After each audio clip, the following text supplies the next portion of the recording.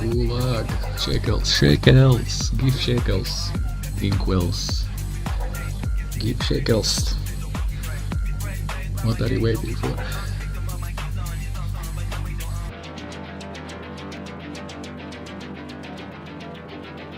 Twitch start. Error. Kurwa. Okay. Keep. Wow, it works. You're shitting me. We are live on Kick, I think. Looks like. Wow, it's not full HD, it's only ready HD. That is fucking cringe, bro.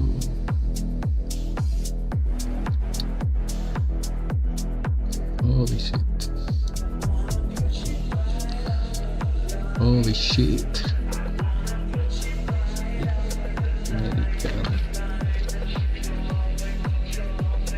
What? Weekend Chronicles? Who the fuck is this? It's not me.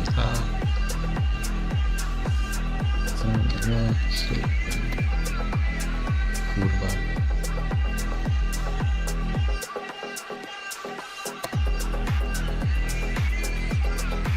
What? Something went wrong?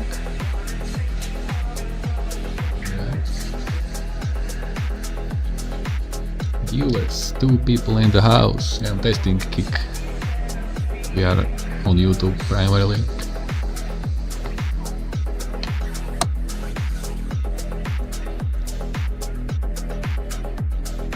Wow, this fucking page is really ready HD, that's it. There is no full HD on this bitch. Why? Let's ask GPT. House.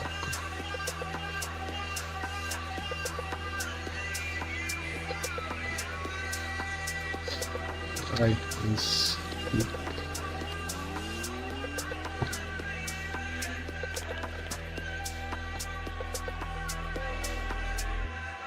So that's the fucking downside of this shitty fucking platform.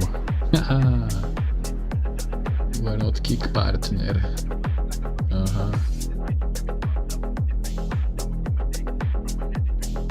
Output resolution.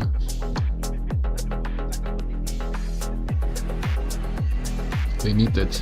Kurwa, that is fucking pathetic.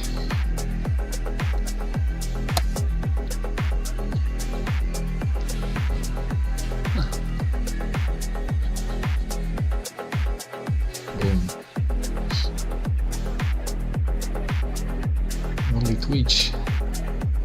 Only Twitch is full HD. That's so fucking cacked.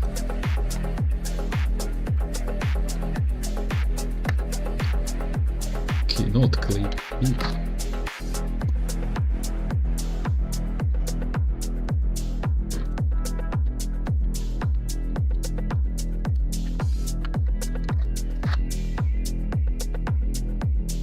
Yes, you can try blah blah blah, guarantees blah blah blah. But I fucking have it like that. What's wrong?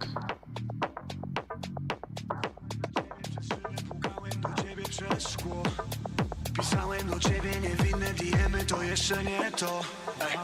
Nasze pokolenie Tamagotchi. Dziwne urządzenie bada oczy. Smutek kiedy siedzę w samolocie. Stewardessa do mnie gada o czymś. Lata wokół mnie ma talię osy, a ja jestem zakochany w kobiecie, co mam nie dosyć. Stop. Yeah, 2 people tuned in. Randoms.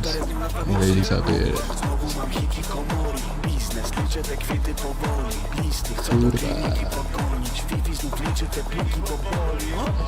Fani lubią, kiedy znów cierpisz. Piję łychę, piszę płytę, czeka room service. Ściany milczą niby król candy. Młody Fifi, pół Biggie, pół Elvis. Jeść, spać, jak Tamagotchi. jeść, spać, jak Tamagotchi, tylko pić. Jeść, spać, jak Tamagotchi, tylko pić. Jeść, spać, jak Tamagotchi, tylko pić. Jeść, kochać, a tak pić się w lokale. Zobaczę na backstage'ach, zrobię wyjście. Smaka ciągle dźwigam jakiś ciężar, no a nikt nie w oczach, bo uśmiechasz do mnie się tylko na tych emotach.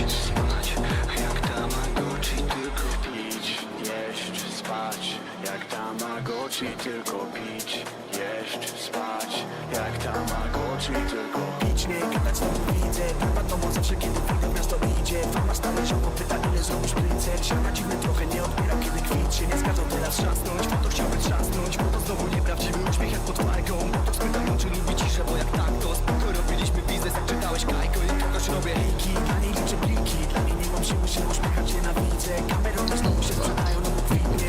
Ty robiłem hajs, oglądałeś Disney Channel, nie mam siły. Gadaj, czekasz kiedy kliknę, ale moje mądre zdania teraz niezbyt liczne. Znowu lecę, mam ura, to na gębie. I przebieg zdjęcie na mój tam, prawie przebił. Tamagotchi, Tamagotchi, Tamagotchi, Tamagotchi, Tamagotchi,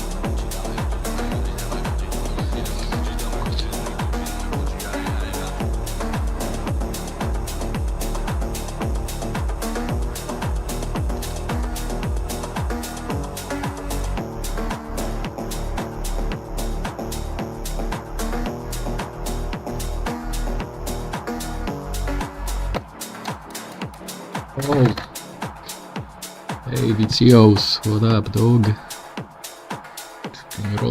Rotki, gulag, shekel, rotki, shekel, gulag. It's fucking over, bro. Today I try to reclaim some fucking empty bottles. A fucking Nordic ogre comes to me and tell me, hey, that is my bag, put it down. The fucking blue-eyed fucking asshole idiot ogre shit.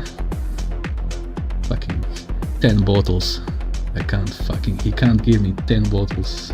I have to fucking abandon the bag, apologize to him and act like I am fucking confused NPC shit.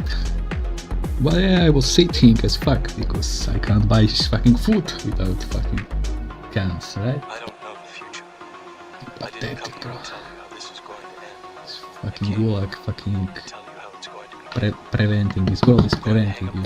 Fucking Then I'm going to show these people. up 10 shekels, fucking die, Quells, die, GG, Medicam first in the row, right? A world without rules and controls, without borders or boundaries. What, Neo, what?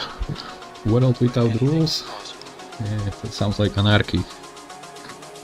Where we go from there is a choice I make. Let's go to shit, bro. This planet, we're gonna be all Curie cells in 500 years.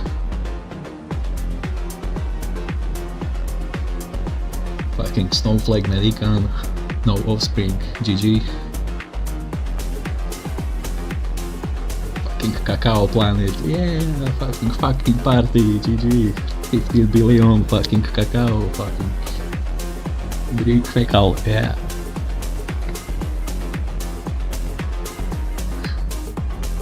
Kurwa, this kick platform is so fucking dead, bro.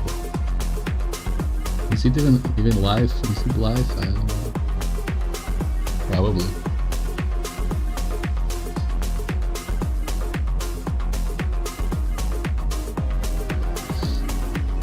I'm gonna launch Apocalypter.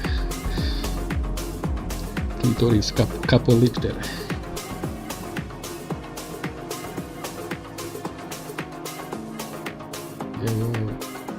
What up, Nexi? Testing fucking kick platform, but it's a fucking failed project. It's doomed. It's fucking doomed. Things you can predict like that are fucking doomed.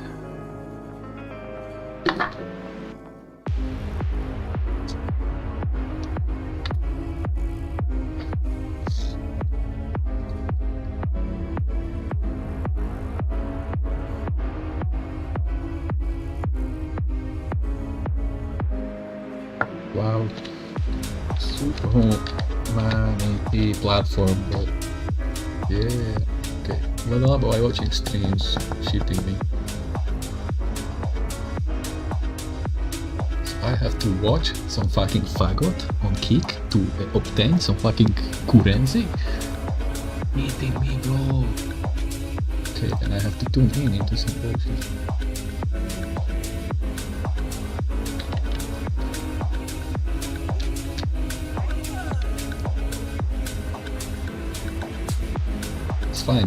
Let's find egg white, because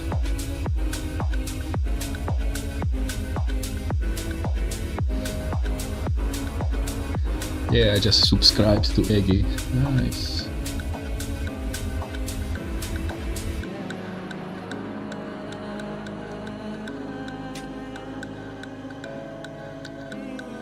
Failure streak.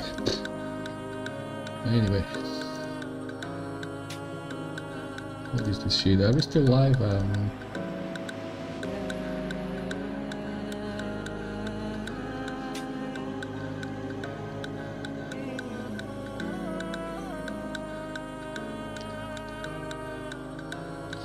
How many percent? 30. Well, shut the fuck up. Bunch of niggas in the Miami. Holy shit.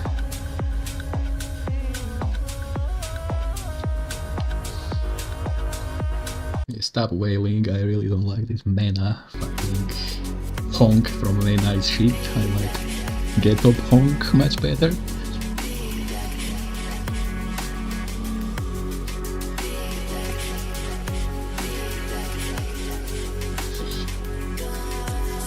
Pointless. We are live on every fucking platform in the world, just for fucking nobody to fucking see. This is like trying to open fucking kebab on a fucking North Pole.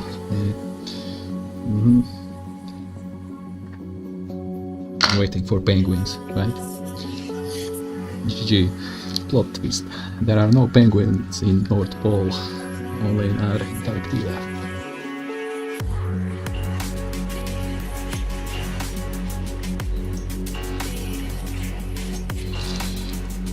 Oh shit.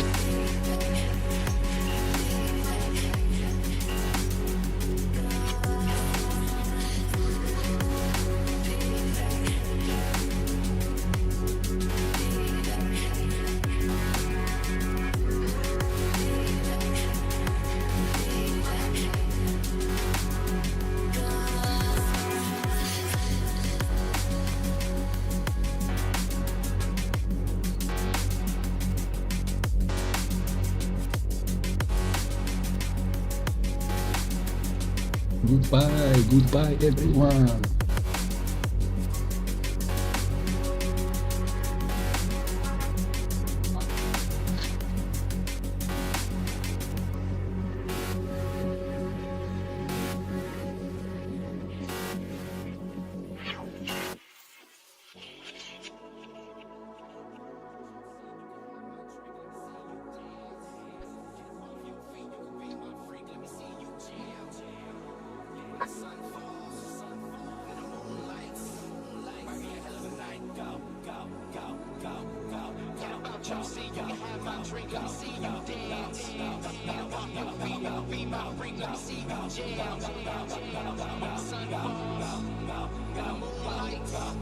Might be a hell of a night, yeah. Real and I just begun. So many ladies wanna share my tongue. Man, this life of mine. We in the lead, we press for time. So that bottom gon' pop. My record gon' spin. Gon' try. Ain't no telling how my night might end. Nightlife in the bright lights. Swinging hard in my Concord. You at the bottom with the top dogs. We is them elevators. Take a sip with me. Then when you hit with me, then make it dip for me. And when you ride for me, when you die for me, when you jump off of the sky with me.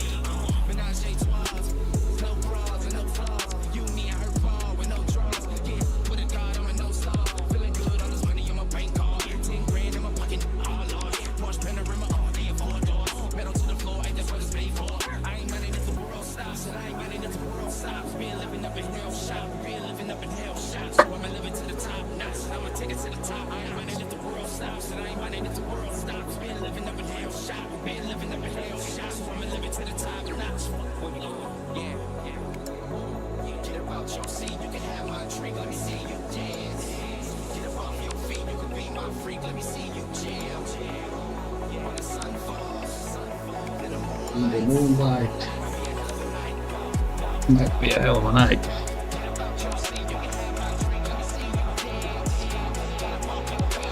Man, I used to love this song like 10 years ago.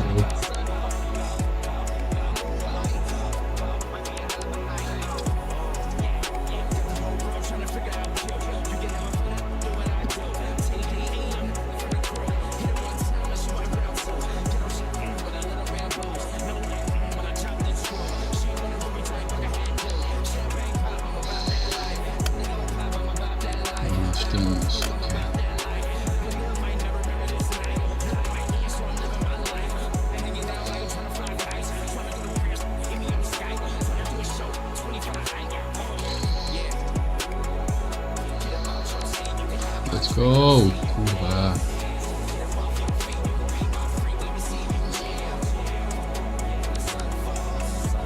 In the moonlight might be a hell of a night.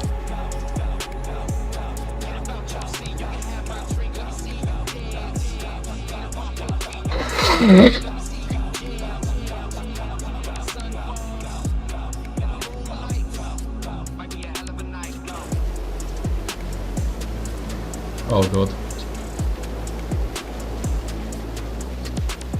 The fuck is this? Is where we end?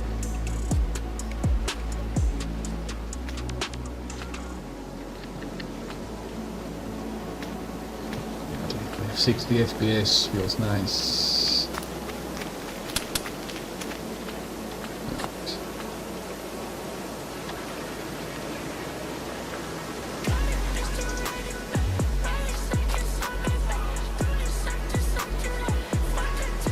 Bluetooth 3.7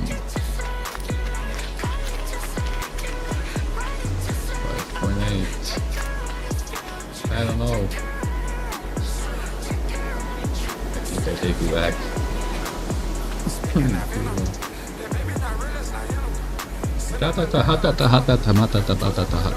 That's the fucking triplets that Snoop Dogg really hates.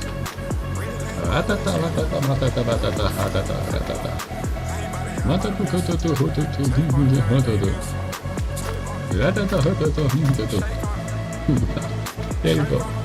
Give me contract. Give me $5 billion. I am ready now.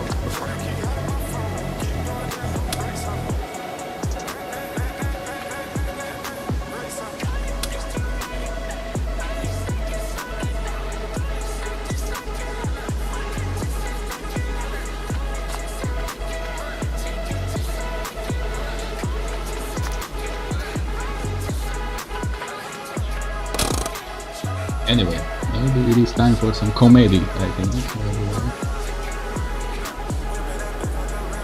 I want to listen to this podcast from Collateral, Abysmall. Yeah, funny shit, by the way. Hopefully the audio is not too Funny shit.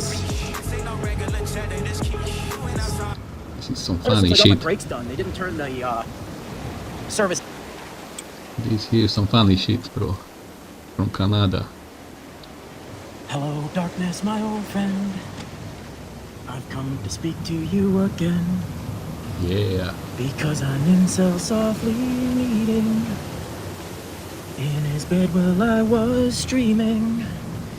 And the microchip that was planted in his brain made him gay and touched the sound of silence.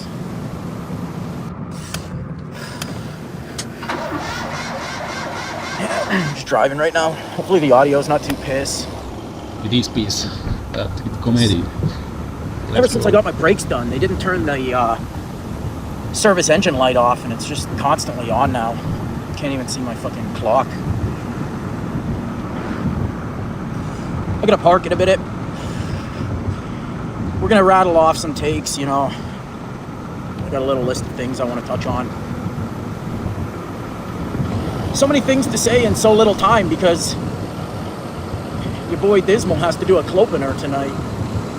And I got 2 clopeners this week.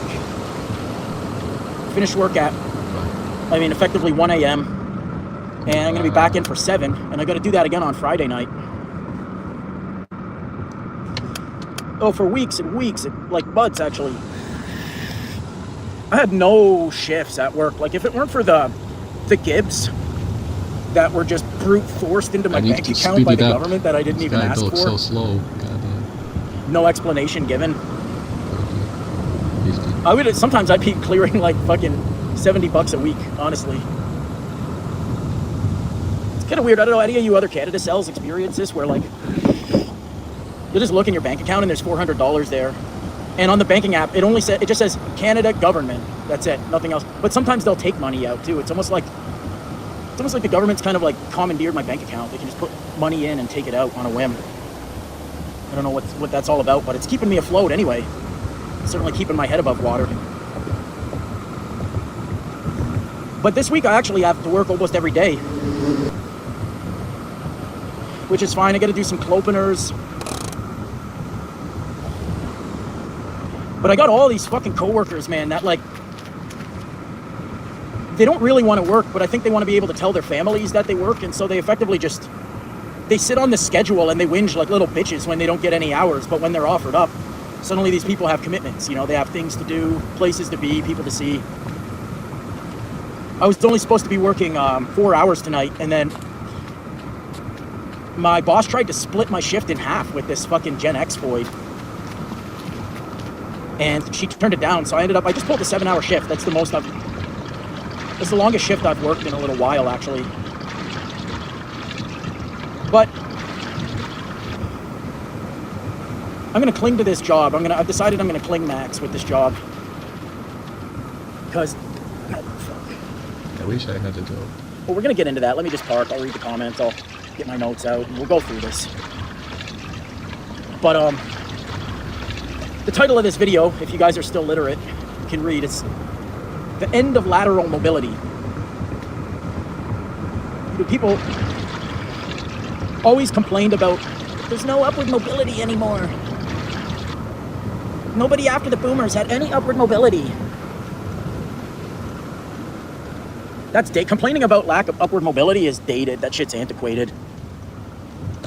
That's an outdated complaint. It belongs to an earlier epoch, to an earlier phase of the decline. We are now facing the death of, or the end of, lateral mobility. And it creates this kind of like schizotypical response in the psyche of the wage cuck. Because it's like that meme where it's like, it says, me when I don't have a job, and it's this guy like pulling his hair out, and then it's at the bottom, it's like me when I do have a job, and it's the same guy, it's the same picture. The guy's pulling his hair out. Blah, blah, blah, blah, blah, blah, blah. Shit's very relatable. Yeah, Disball's back. Disball never left, unfortunately. So,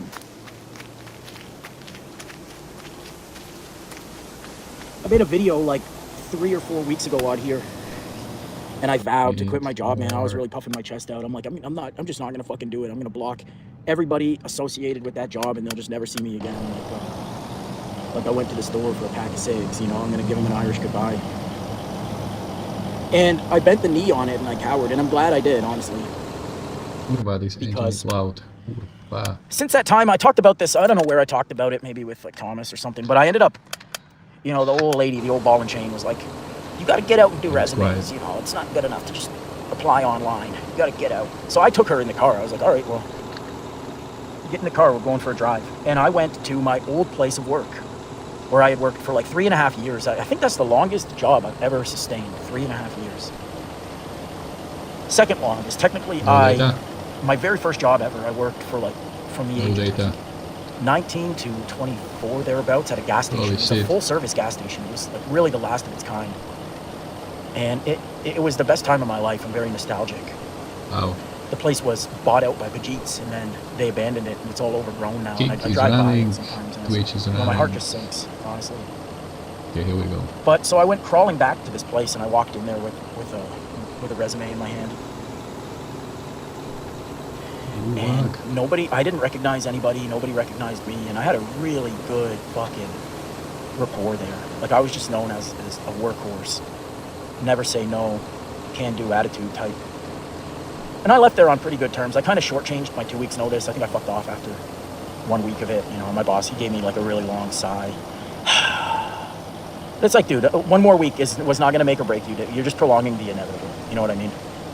After I left that place, apparently I was a truck driver there. And they never managed to replace me. I kept communication with one coworker there, old boomer guy. And he said after I left, they got this Bajit, and he was hired as a truck driver, but he refused to drive the truck because it was like not the right type of license, so he said he wasn't gaining experience, and he just basically sandbagged everyone, and he stunk, and no one liked him. And it just, cycle kept repeating itself. They were lost without me. And I didn't recognize anybody there. I had to give my resume, I had to hand it to this she-boon who was like a foot taller than me. I just felt so belittled, honestly. I just felt so belittled, and she was like, oh, you used to work here, that's cute. Just totally belittled me, you know. I keep stressing this point, and I'm just going to harp on it until future notice. To ask. There's no meat on the bones. It's all been picked through. Even the fucking marrow has been scraped from the bones. There's nothing here. And I thought about it. I think the best way to term this is just the end of lateral mobility. I think what's going to end up happening, and I'm ahead of the curve with this. You know, I live in Canada. I live in not just Canada, but I live in the collapse epicenter of Canada. So it's coming to a theater near you. I can promise you that. Whatever job, whatever wage cage you guys have right now is, it might be the last one you ever have. The car that you drive right now might be the last car you ever own. And it's basically just going to come down to whether your birth givers, I don't even want to call them parents, because let's face it, if you're listening to my stream, you weren't parented. You had birth givers. You had people that copulated and made you.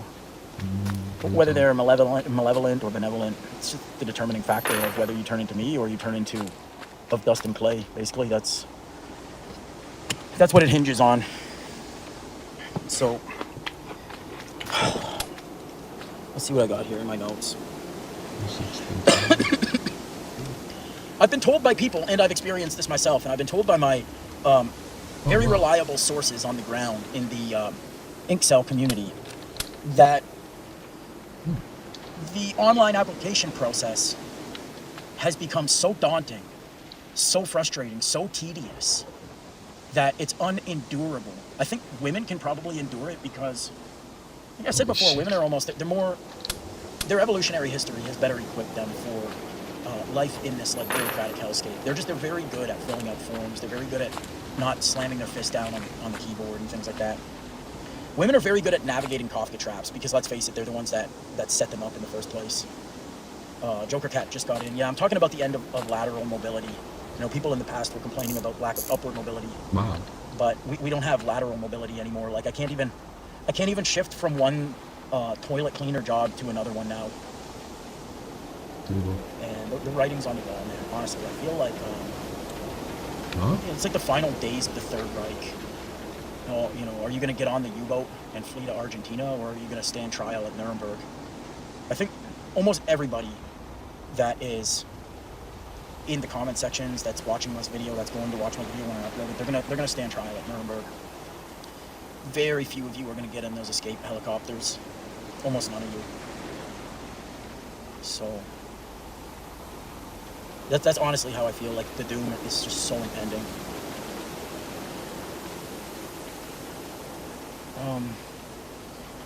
Yeah, the application process is intolerably grueling. I think grueling is the appropriate word for it. You can't just click, click, click anymore. You have to sit and fill out like all of these hypothetical like surveys that have all these hypothetical questionnaires. Like, you know, let's say one of them I saw when I was trying to get into Walmart was like, let's say your coworkers are speaking in a language that you don't understand. What would be the appropriate course of action to take? And then it's like, should you tell them politely that you can't understand what they're saying and to please speak in English? Should you bring it up at the next team huddle? Should you report immediately to a manager? Should you do nothing? And it tells you when you begin these tests, for example, it tells you right at the outset, like prepare to spend 30 to 45 minutes on this. So like situate yourself where there's no distractions and make sure your device is charged and things like that.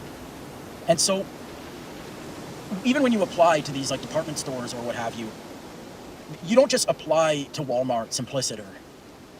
You apply for like the,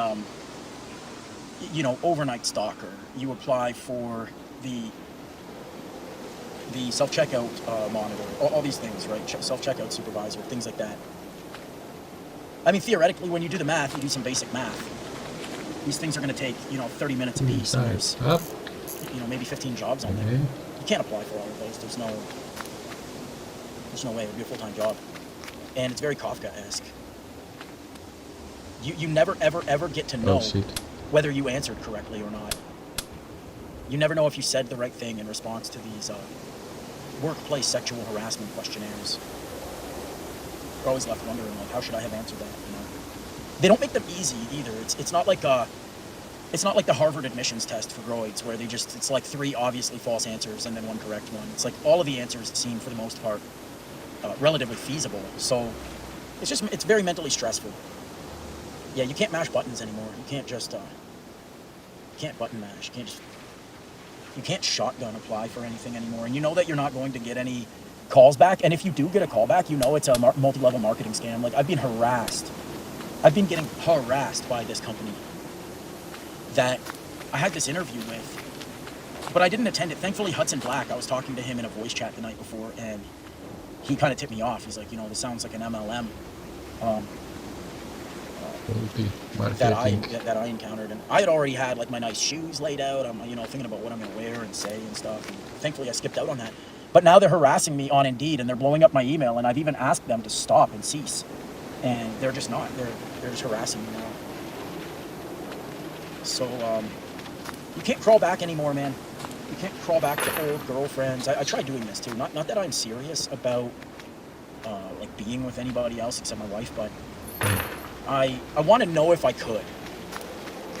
I just want to know what's possible and what's safe. Impossible. That's basically, test the waters a little bit. And I'll hit up all these old foids that used to like me back in 2023 in my kind of dark doofy heyday, and none of them get back to me.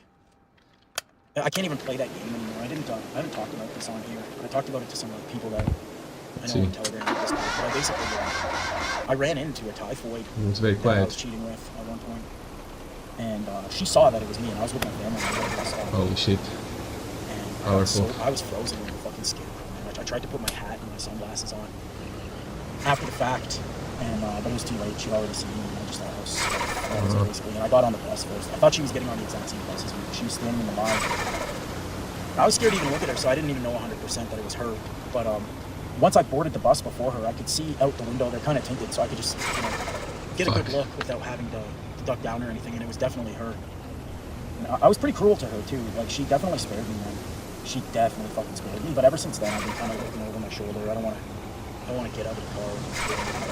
I just gotta leave this fucking town. I just gotta get away. Get me the fuck out of here, man. The dating market is effectively finished. The job market is finished, and there's no lateral mobility in the dating market either. Like, whatever slam pig, whatever hag that you manage to build a rapport with, and you kind of keep this like loose communication with, that's all you're ever gonna have ever again in Canada. And it's coming to a theater near you. Well said. I think all the low-hanging fruit has been picked. Hell yeah. All of the somewhat semi-acceptable women, some of the last remaining 3 out of 10s that are like you could kind of work with, they've all gone into hiding, man. They've all gone into dating limbo because Me. obviously they haven't really taken the dashboardy and OBS, you are so big, getting man. into like red pill, black pill psychology stuff, because you can't mask it Much. anymore. Pop up. Even Grandma knows that the reason Powerful. kids are still single, or Yeah, around sons are still 15. single is, there's a systematic element to it. And we are on the precipice of AI super subversion. That's right. They're building all these big data centers here. And it's like Western Decline was saying the other day on Celtic Cat stream, like, they are going to be able to read your mind, effectively.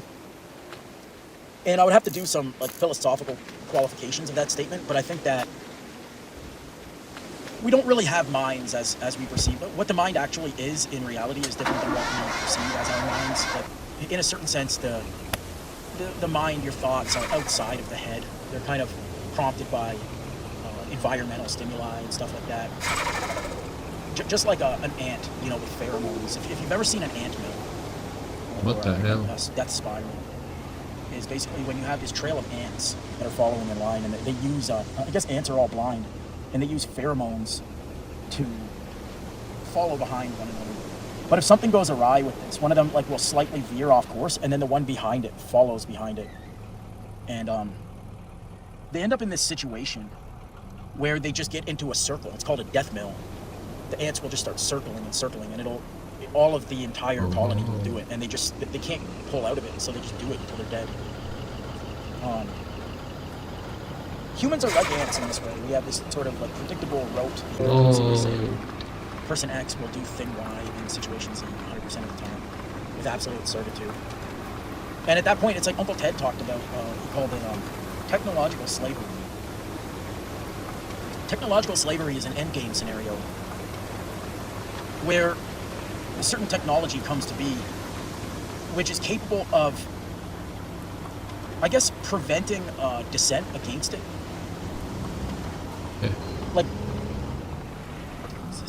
Standing on the red line. That's my OBS. My OBS is gay tonight. Crashing so high. Look at that. just by the very nature of the technology, it traps you forever and ever and ever. Like Orwell's boot. I've been talking about Orwell's boot on this channel for a couple of years now. Orwell's boot was, George Orwell's 1984. So if you want a vision for the future, imagine a boot stomping on a human face What's forever. going on? OBS is And the word really forever here retarded is right meant to now. be taken literalistically. It's not meant to be just Where is this a coming from? metaphor for a Kurva. really long time. It means forever. Everybody's talking about that protocol. What the If you fuck? build it, everyone will die. It's kind of like an AI. Just very quickly learning that it's not a thing. That's me. Just like love isn't a thing. If you conceive Something of is love wrong. to be it's kind of like transcendental essence or whatever.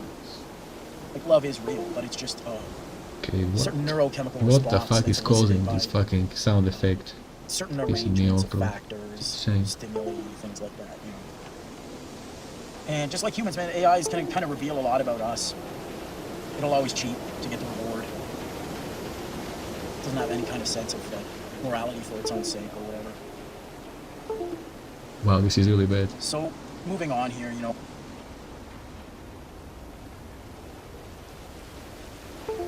Yeah, it's me. It's me. It's some fucking I don't know, I shit feel like device. almost like an arson investigator when I do these streams. I feel like the guy that I'm like some expert on surveying damage. It's some kind of Cool, forensic right. detective. I come in and I look at a car wreck and I try to determine like how it went off the road, Let's what check led to and this, see.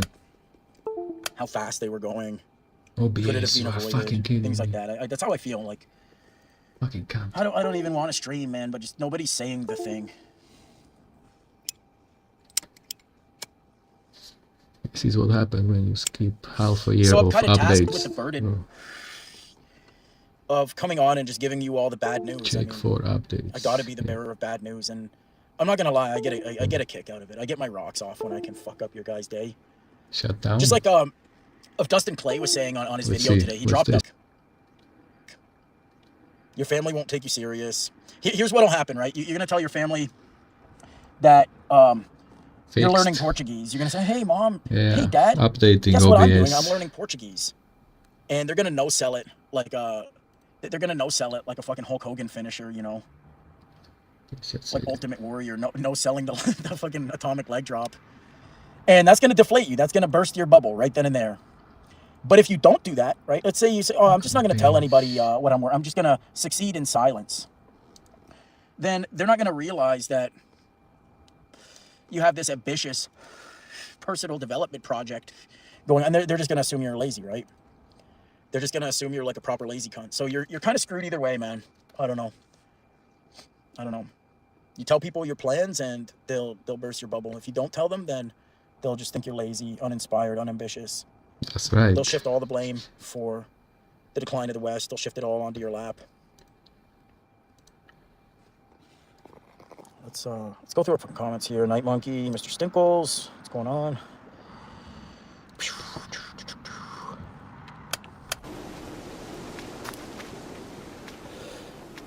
Yeah, Is this right? I like Western's take, man, the last time he was on Celtic Cat, where he's like, you want to sort of grind, Max, and hustle, but then, look, Dagger's responding, he's like, a lot of morons say this, and it's really, like, subversive or whatever, but where Western's coming from with that, it makes perfect sense. Like, you want to job hop, skip around, all this shit, but again, they know that, and you're not going to be able to soon. Everything you could possibly do, every avenue you could explore, they've already thought of it. And unfortunately, the Wicker Man has been successful. Operation Wicker Man has proved a success. All your anti-woke family members are Trump-tards or Christ-cucked nationalists. It's just I don't know, man. Let's see what's going on. Big engine ahead. Holy shit. Somebody says, what's the Caliuga? Sit down, my friend. We'll explain all of this in due time. Caliuga is when brown hordes invade nice white nations and chase devour children. I mean, I want a white flight from white people at this point. Like, that's my only aspiration in life. White people they're barreling toward the ravine now. We need the other And all two they can do is floor the accelerator. And like I've been saying for years, man, Wigdats, the Wigtards, Arval, Thomas Rousseau, all these little minions, Patriot Front, all these guys, they're going to be the final nail in the white race's coffin. In the final act, it's going to be Wignats that grab the steering wheel when I'm driving and force me into the ditch. Fuck. I tried to head it off, but I'm only one man. You know, you guys don't stream. You guys don't write essays. You guys you just consume this information, and then that's the end of it. You don't spread it. You don't propagate it. Certainly don't produce it. It's like I'm spreading. I've been saying right for here. years now We are that spreading maxi, bro. the number one thing that the Jays feared most is like a white supremacist guy who is punching down on subhuman whites, saying that the way to save ourselves is to get rid of them. And stop worrying so much about all the between group conflict. We could solve those conflicts in a day if we didn't have so many useless fuck eaters, useless shit eaters in our own camp. And it was your enemy that created those shitty white people. White women, and by extension the Jays, they lobbied our governments when they had the leverage, you know, after certain events in the mid-20th century went the way they did. They just marched into the courtroom and said, you're going to get rid of all these eugenics policies. They're now associated with these guys. Those guys lost. Get rid of them. And we had the big, you know, dysgenic baby boom. And unfortunately, a lot of the listeners of my channel are the result of that. Like, Oh, that's so shit. it's the same thing I told that mystery school guy. It's like, you are the plight that you're stuck in. You shouldn't really exist as like a groid in the West, man. This is the whole issue. It's like, they show these big signs everywhere now, these big billboards. And they say, you're not stuck in traffic. You are the traffic.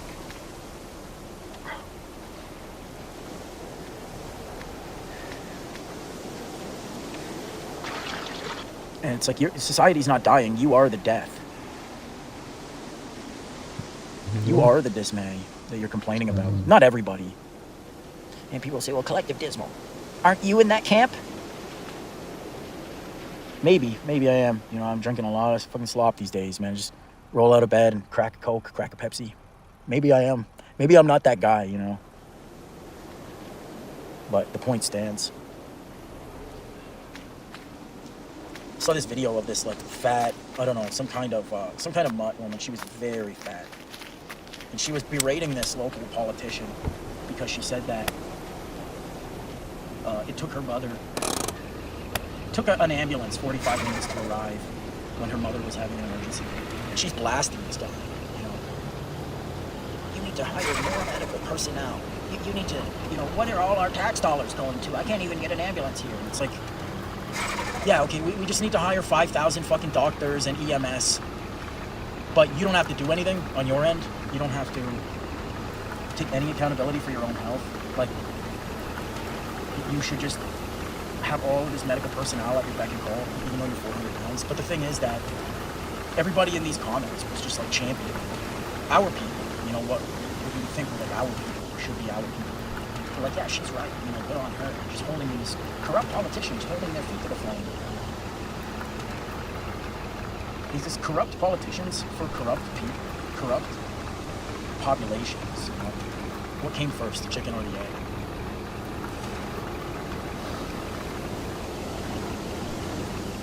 Planning to do a video series on this channel. I had this vision of creating a video series. I'm going to call it the Wicker Man Files. It's too much to flesh it out in like one video.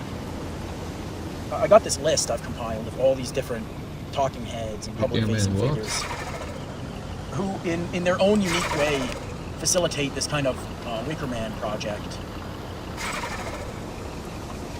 And I just want to give them all like a little 7-minute, 10-minute segment each. Maybe I'll release like a video a week or bi-weekly or something like that. That's a better way to organize it and get the points across.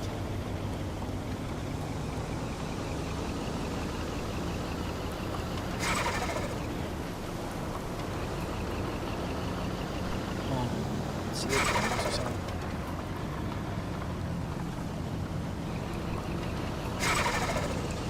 No, they're not gonna get me, man. They're gonna integrate me into their think tank.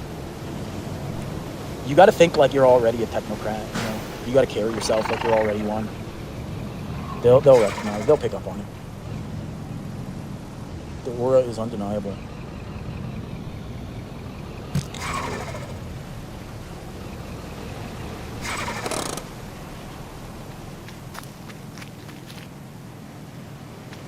Yeah, essentially the Wicker Man, they constructed woke, and they made everybody believe that the government was pro-woke. Like this was going to be the new paradigm. This was going to be the new political paradigm that everybody was going to be like forced to accept. But that wasn't what it was, and I think it's obvious to see now. And you had these guy's car, man. Put a fucking muffler on that shite. Shite muffler, that's It's right. fucking ridiculous. 3 kilos, bring me to the hospital. So they created woke, PC woke, destroying all your childhood nostalgia and things like that, groidifying all your childhood memories, just rage baiting everybody, kidnapping kids and giving them COVID jabs and stuff. But the knee-jerk response was the point of it. I cannot stress this enough. Justin Trudeau, these guys, they never wanted you to bend the knee to woke. They wanted you to resist it. And when you resist it, there's all of these content creators, all of these internet daddies out there, whether it's just Jordan Peterson, Ezra Levant, whether it's Clavicle, whether it's Tails, Blackpill, like all these guys. You end up in one of these camps. And the problem is that these guys are right in what they're saying. They're correct in what they're saying. They're subversive because of what they aren't saying. Like Arval with his, like, this return to the land bullshit. But they refuse to touch on the woman question. They refuse to touch on the demographics question. How are you going to address the fact that your movement only appeals to incel broke boys? Like, what are you planning to do? No. We're gonna, trust me, man, they always do this thing. Well, we can't tell you this because they obviously don't want their identities leaked. But trust me, there's some very high profile doctors and engineers that have joined Return to the Land. No, there fucking aren't, dude. I'm sorry, but there aren't. And everybody omits something. Every single group omits something. Ezra Levant, he'll talk about, the jabs, and he'll talk about all these anti-free speech bills, and he'll talk about how immigration is bad, how it's destroying Canada. He's talking about mass immigration. But then he'll say, it's liberal whites. Liberal whites, they have feelings of inferiority, and they have to make everybody equal. And every white goy that I know has just fallen in with one of these camps. They just compartmentalize you into these boxes, and that was always the point. They all slant pro-Zionist, or if you're an anti-Zionist, then you want to jab kids and stuff. And it's like we got to get out of the West, man. We got to get out. But where do you go and what do you do? Like, if you go anywhere where English is spoken, there's no point being there.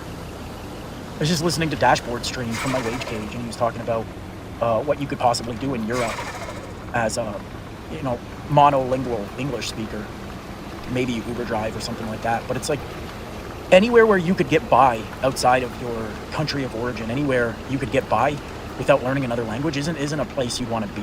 What's that old saying? Any party that would have me is a party I don't want to be at, or something. It's like any place where you could get by with English is shit fucked. It's cooked. And are you guys like smart enough to attain fluency in another language, achieve fluency in another language rather? Do you have the motivation? Has your attention span been so cooked by porn gooning and edging that it's not even possible anymore. Like, having a porn addiction from the time you're fucking 12 to the time you're now, like, pushing 30 has done irreversible brain damage. It's, permanent dopamine deficiency syndrome. You could rehabilitate yourself to some extent, but you're never going to have a fully functional brain. You're never going to have a fully functional attention span. Is your plight going to get in the way of your focus? Things like this, Are you going to get crab bucketed, etc.? One advice that I have is, since there's no upward mobility and there's no lateral mobility anymore, you have to try to maximize stationary mobility. That's what I'm going to call it stationary mobility. It's kind of an oxymoronic term until I qualify it. It's like I said at the start of the stream before you guys all got in here. There's all these like Zoomer fucking useless sacks at my job. When I went away for a few months, my boss hired 3 people to replace me. And he just wants to keep everyone on this like farm team, like these kind of reserves on a sports ball team or something. So I always divvy up the hours between fucking 8 people. And there's this one boomer at my job. He works like 3 hours a fucking week. And he's just like a low neurotic. He's always smiling. He's this really jolly guy. He's a chubby guy. And Fuck is this AI? he just treats it like some retirement thing. He's like, yeah, it gets me out of the house. It's like, bro, I need those fucking hours. What do you mean it gets you out of the house? Like those 3 hours are going to be the difference of whether I fucking find a bridge to jump off or not. And this guy is, oh yeah, I just like getting out sometimes, and it's good for my heart. The doctor says it's good for my heart. I should work a little bit, get my steps in. Fuck, man. Stationary mobility. Just Jew these people. Like, just tell on them when they come in 15 minutes late. Point out to your boss that they're not cleaning the toilets at night. Hey. You found some shit stains on the toilet. Take a picture of it. Sabotage and you should make the shit stains and take a picture of it and be like, these other guys aren't really cleaning the toilet, massa, but I'll do it. Let me do it, massa. I'll be happy to. Give me his hours, massa. I'll be so proud. I'll never be late.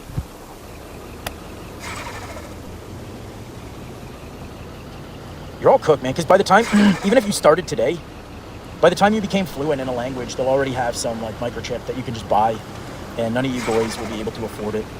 And it'll just download Japanese into your brain instantly, so you have fluency in 5 minutes. It just has to install the software. It'll just grow neural networks in your brain, and you'll be fluent in minutes, in mere minutes. You'll be fluent to the tune of like 90 grand. None of you will be able to afford it. No, you guys, you're not gonna make it, man. It's like Dag said, like you might as well just start like smoking fentanyl right now. The demographics here are so fucking abysmal, man. At this point, I don't even think you can claim to be an inkwell if you're not from Canada. If you're not from Canada, with all due respect, like, I just view you as like a little kid when you try to talk about the black pill. I'm just like, yeah, that's nice, buddy. Little pat on the head, that's nice, buddy. I can't even take non-Canadians seriously when they talk about black pill shit anymore. It's so fucking bad here, man. It's so dark. Figuratively and literally, it's dark here. Like, there's forest fires blacking out the sky and nothing but roads anywhere. Like, it's literally dark here. Dark days. And what else we gotta say about that? I don't know, man. I seen that a bunch of people have pit bulls on my parents' street now. Pit bulls are like the ultimate sign of just a decadent society. So fucking decadent, man. It's... You would think it's almost for protection. Like, one might almost make that argument. Well, they're for protection because, there's so many dangerous people roaming around now. But that's not even it. If that were it, at least it would make more sense. It's people just want to be fucking edgy, man. They just want to be edgelords. It's having a pit bull is the same as having your septum pierced. It's the same virtue expressing itself in a different form. That's all it is. And so, I seen a couple of them on my street, and I started to get kind of paranoid. I was telling my wife, don't go out with the kid and stuff unless I'm there, and maybe you should have a knife on you in case you got attacked by a dog. What would you do? Like, how would you think you defend yourself? Women are completely deluded about imminent danger. They don't think it can exist. They honestly are still taking this end of history, this Whiggish boomer pill that, like, somehow bad things can't just spuriously happen to you anymore because we live at the end of history and we're like living in the glorious present. And you know, I know the job market's not the best right now, and you know, they'll kind of make these softball concessions, but they don't think that they could actually just get like their head ripped right off their fucking body by some droid's dog, and that nothing would happen. They don't even put dogs down anymore here. That's not even a thing anymore. Like when I was young, my brother's friend got bit by a dog on our street, and it wasn't even a pit bull. It was just like just a dog, and it bit his arm and it ripped the meat. Like you could see the meat was hanging, and they fucking killed that dog, man. Like no bones about. Nobody had a choice in it. It wasn't like the police just kind of took matters in their own hands. So like that dog is it's gonna be put down now. Simple as, non-negotiable. Like it bit a kid, it's fucking dead. Now that I don't even think that that's a thing anymore. They kind of sue you in court, maybe if that. But there were all these pit bulls around in my neighborhood, fucking everywhere. And I told her not to go out, and she gaslit me about it. Oh, you're always so fucking paranoid, and you're always thinking like this and that's gonna happen, all this shit, right? I'm like, okay, well, nothing I can do. You know, I'm just a guy with no leverage to tell you what you can and can't do. So I guess I'll just cross my fingers.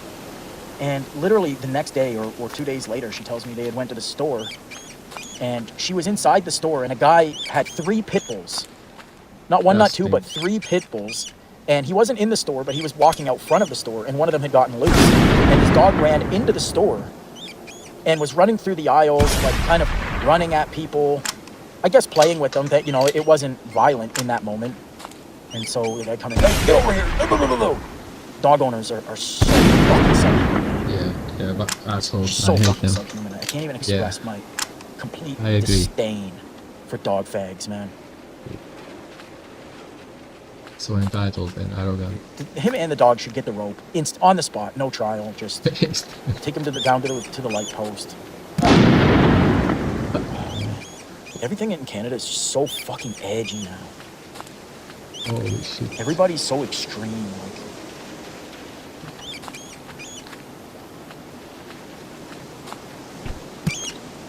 yeah, Foids are like using dogs as kind of a battering ram against society, honestly. Even on the way to work, I saw this tiny girl, real petite girl, getting dragged down the sidewalk practically by a big fucking pit bull, you know? Yep. A land shark, essentially. God is freaking me out, bro. I'm cringing when I see this. Yeah, dog, like, I don't understand how, oh, it's an excess male's best friend. It's like, no, it's his worst fucking enemy. Dogs are they're not your best friend. They're women's best friend. That's right. Women have used them to replace you. And then they use your level of like or dislike for these fucking stinky little creatures as the litmus test of your moral worth. Brutal. And they'll tell you flat out, if you don't like dogs, then you're a morally egregious sack of shit. And I want nothing to do with you. Not like they'd have anything to do with you anyway. But this is just an easy way for them to disqualify you. You know, right then and there. Holy shit, how can you not love them, you know?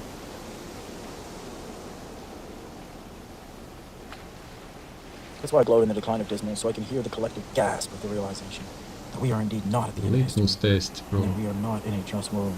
Yeah.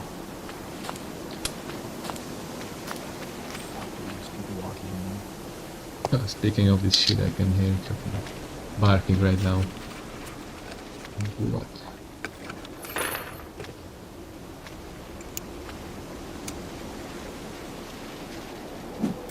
Fuck. We lost Fort 17. Let's put it here. Oh man. That's that, right? Yep.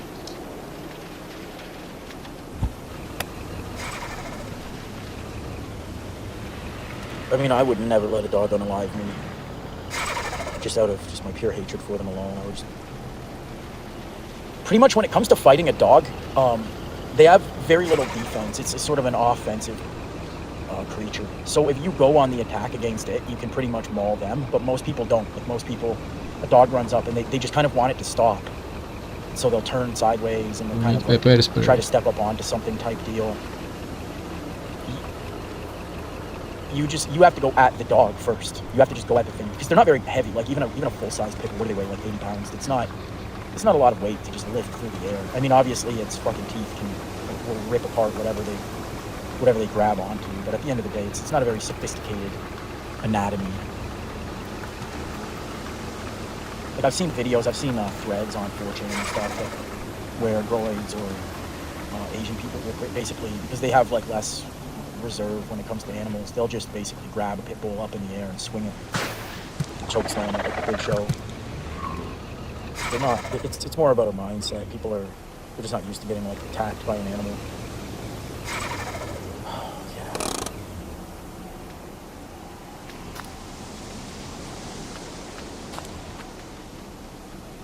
I mean, what else is there to say, really? True doomer. There's actually a big white nationalism movement in Spain. Yeah, but they can't incentivize the right. They not only can they not incentivize the right people, they only incentivize the wrong people. And when somebody like me or somebody like Western Decline, they come in and be like, listen, I share your sympathies, but you're just thinking about it all wrong. Like, there's actually like most white people have to go. That's actually the problem, is that we've allowed outgroups to change our genetic distribution within our own group by, influencing the laws such that we have this huge dysgenic underclass now. That's like it's just a bludgeon. Yeah. Against the normal middle-class people of the past.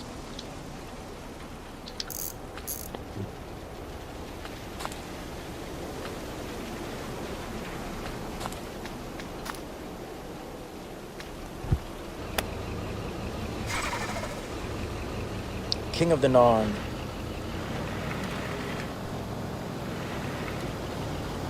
Alright, I think I buffered there.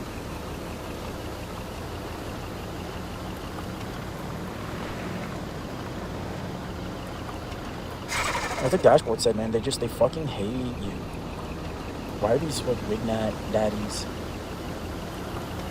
They're not saying that. They're not letting you know. Like, this is an excess male movement.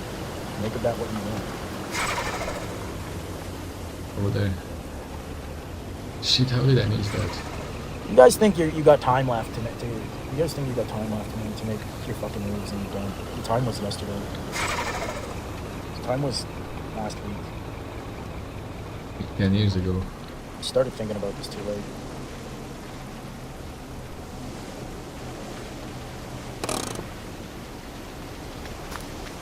Yeah, exactly. Remy 6i says women were only Wignat because they don't want white men to race mix. White women they've definitely started to overshoot the target with their value. Their price of admissions is too high. They're charging too high a premium to where it's sort of like a game theoretic thing where, let's say, for example, Asian women are more... I don't even have this fucking Google. It's kind of hard to explain. Like, Asian women are more desired. They have like a higher SMV than white women, but it's only because white women have the highest SMV. There's kind of like this... game theoretic juggernaut spillover type thing,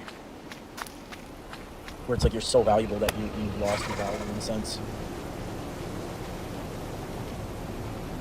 Like, there's no point even being around. I know Black Hill Backshots and these guys, they'll share these like videos of some frat Chad with like 3 generic blonde Stacy's on like laying on a couch or whatever. There's no point even being around them if you don't have an Instagram. Like, I would turn them down. I don't want them. I'm not jealous of him. I don't desire them. I'm kind of just like a situational realist. I think a lot of better like that in a way. It would almost be like me walking into a law firm and being like, yeah, I'd like to apply for a job here, and handing them my resume and, well, do you have any experience practicing law? Have you been to school? No. Well, what have you done before? I cleaned toilets. Just thought maybe someone might give me a chance, I'm a quick learner. I got a can-do attitude. That would be like the same thing with being trying to be with like a sorority, Stacey. It just doesn't even make sense. So, and a lot of men know this. Maybe not explicitly, like I'm kind of explicating it here, but implicitly something in them knows, like, yeah, there's no point applying for a job there. It's like if I went and applied to be the CEO of Google or something, I guess in theory I could shoot my shot. Why not? You know, I could show up at like Google headquarters and ask for the CEO job. Hey. I was wondering if you guys are hiring Goes CEOs. under the Technically, I could do that. I mean, fucking. it's not illegal. You always Get shoot a out. shot, but no, obviously nobody's going to do that. And why is it any different with white women? So it gets to the point where there's like the difference between like the de facto and the de jure top of the SMV pool are different. You know, obviously Tom Cruise is going to fare better on Facebook dating than I do, but maybe if she can't have him, she'd rather have a little beanpole, skinny fucking beaner guy.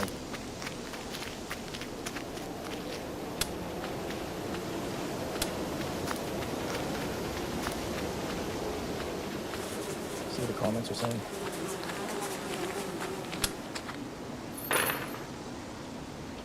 Don't listen to Dash, you want to be like CD and subsist off flip monkeys for the rest of your life.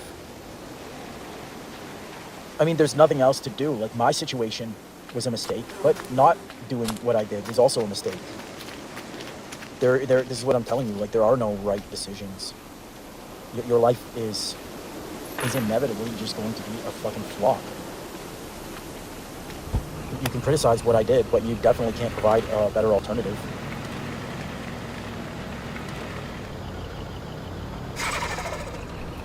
North. I hooked up recently with a fat Floyd. I regret my life. Yeah, sometimes you gotta do that to really learn Hell no. how bad things are. It's the smell, you know. It's, for me, it's not even the fat is one thing. It's fucking grotesque to look at. But things that I've learned this very quickly in life. Things that are offensive to the eyes pale in comparison to things that are offensive to the nose. I'll just leave it at that. Holy shit. You make of that what you will. You can tolerate a bad sight much more than you can tolerate a bad smell.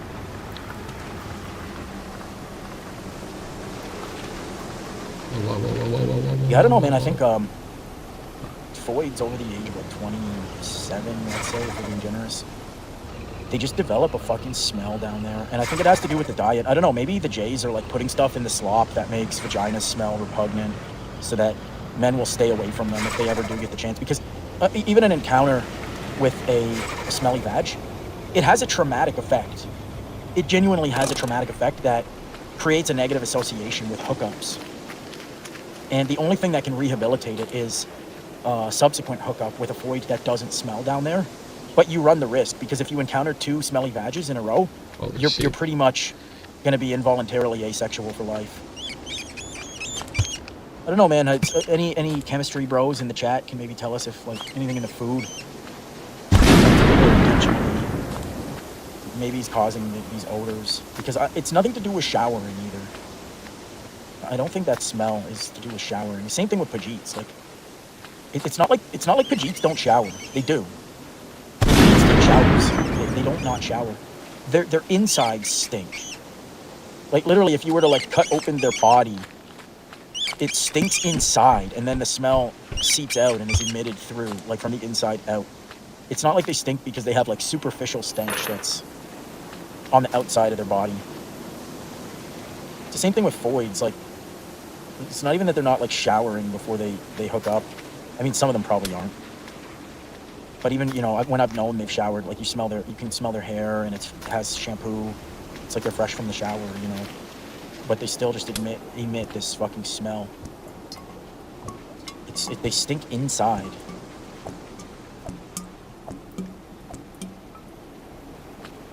Yeah, they're rotten. The smell is emanating from their fucking soul. It can't wash off. Their fucking soul stinks. That's what you're smelling. Oh man, it's so fucking cursed, dude. Bad King Alacer says, as within, so without. I don't know what it is, man. Olfactory, our kind of olfactory senses to do with smell, they're much more ancient than eyesight and things like that. Like, the nose is older than the eye. It's a very ancient sense faculty. And I think it's just, I don't know. Something about it, it's so much worse than an eyesore. Like, by orders of magnitude. You could fucking ugly bitch if she doesn't stink. Yeah, this is, yeah. Totalos Trudimo says, olfactory doesn't let you not give it attention. That's, I think, the best way to say it. Holy fuck, this fucking guy. Dude, the guy's driving a Honda CRV with no muffler on it, and he's revving it like it's a Corvette. Jesus. Fucking Christ, man. The nose. Hiya. Yeah, the rev car, man. Dashboard stream had a rev car too. Totalos Trudimo says, gang stalkers. This guy's literally doing laps around the block for no reason while I'm live streaming, and he's revving a Honda CRV, fucking like a miniature SUV, and he's just revving it like in my vicinity for no reason.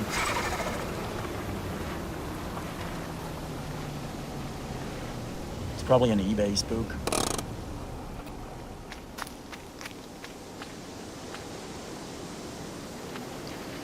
Yeah, I don't know, man. What more is there to say about it? I was watching this video at work a couple days ago, or listening to it rather,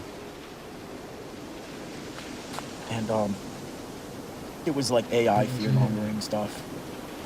I'm getting these videos just stuffed down my throat. There's another rever. Some guy on a fucking crotch rocket, man, at 2 in the morning in the middle of nowhere, revving it up. Yeah. And every time that happens, I lose my fucking train of thought too. I literally just forgot what I was saying. Okay, yeah. So I was at work and I was No, I missed it. just listening to this fucking AI video. I'm just getting bombarded with these motherfuckers. And I listen to them. They're kind of entertaining. It's like good slop. Yeah, the way It's a bit of a rest. Oh no. During the video, there was a commercial. Commercial came on, and it was clearly targeted at like survival bro types. And I forget exactly how the service worked, but it was something along the lines of they started out like this. I'll try to recreate it. Let me have it. Siggy, you know. Try to recreate it.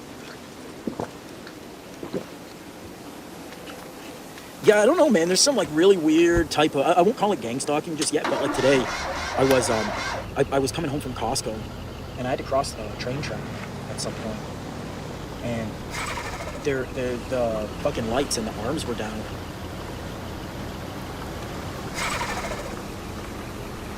Yeah, I don't know, man. Even like people in the comments are harassing me. Like, just let me fucking get my shit out. That's why I don't like live streaming either.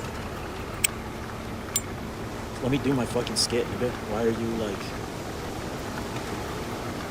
looking for Loosh? And the arms were down and the lights were flashing, but no train was coming. And when I pulled up, there was this groid on the tracks, and he was waving cars to come through, like he was directing traffic. And the cars were driving around the arms, like over the tracks with the fucking lights flashing.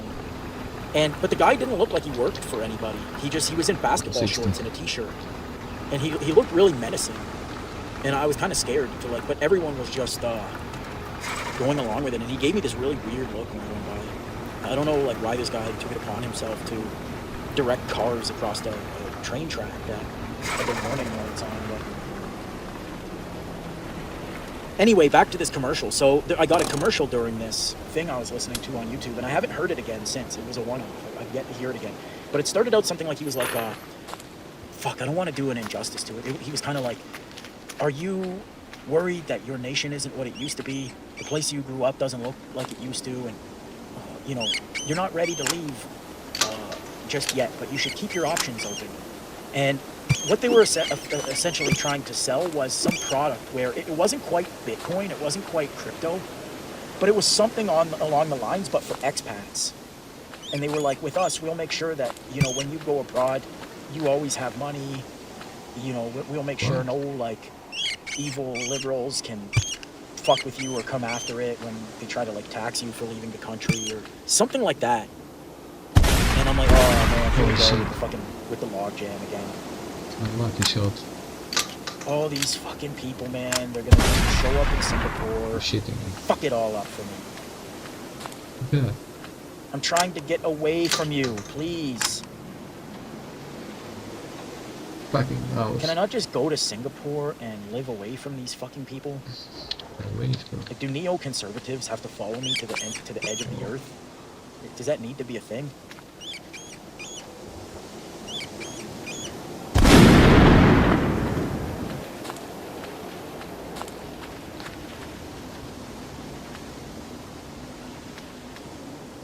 Egg knows what's up. Yeah. What, is he live right now? I'd rather watch Eggy than live stream myself.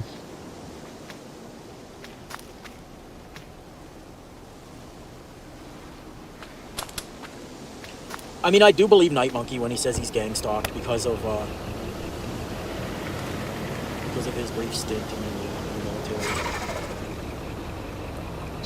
He probably led them to me, man. Like bed bugs. Night Monkey transferred his fucking gang stalkers to me like bed bugs. Brought them in my car, now they're in my house. Fuck's sakes. Never getting rid of them now.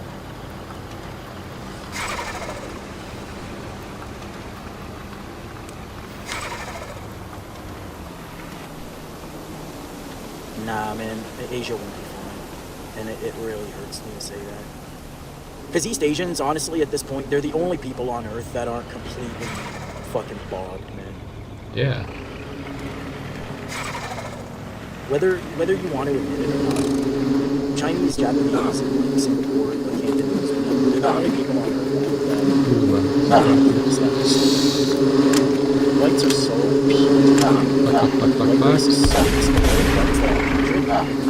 already fucking cut and ran and left me like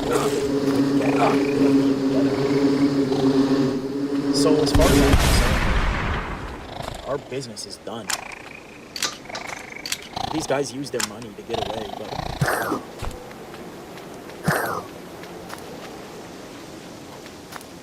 they kick the whites kick the ladder down, man. Affluent whites with like good aesthetics, good genetics, they kick the fucking ladder down, man. One day I just woke up and looked outside and I was the only white guy left. And I realized all the other ones, like, it's almost like, you know, I was doing a bank heist and you come out and the getaway driver's gone. No fucking way. And you're just left there to get arrested. It's like, that's how I feel about my fellow white people.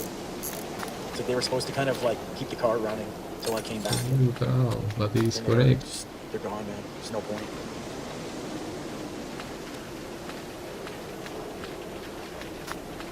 Yeah, like Harvey Weinstein, same thing where I live within the Mountain area, went from 95% white to 65%.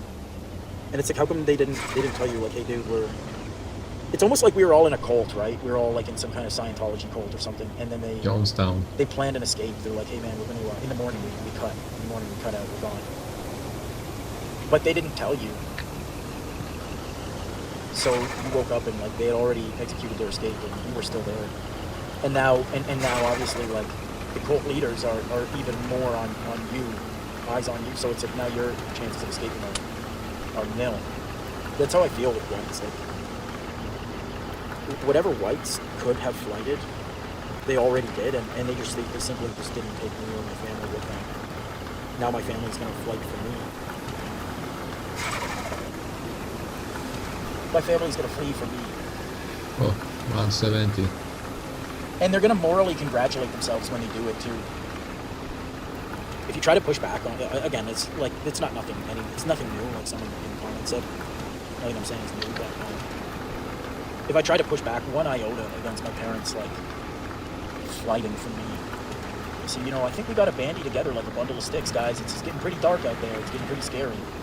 They'll flip it on me like I'm a bad person. So you're trying to prevent us from enjoying the golden years of our lives, even though we can't even walk a mile because we just eat so much slop and the bodies are just so fucking broke down. Effectively, they're like moving to an entirely different, what might as well be a different country, so they could just sit on a couch in a different place, more or less, and watch Judge Judaism all day. We should save here. Somebody bought my dead boomer neighbor's house. And I'm pretty sure, man, it's going to be the usual culprits. Stream, I mean kick. 2 people in the house, but who is it? I haven't seen them yet, but I've seen all the people that were coming to the open house. There's a Sheboon, some Preets and some Sings. Yeah, they sold. Oh man, it's houses here sell like fucking nothing, man.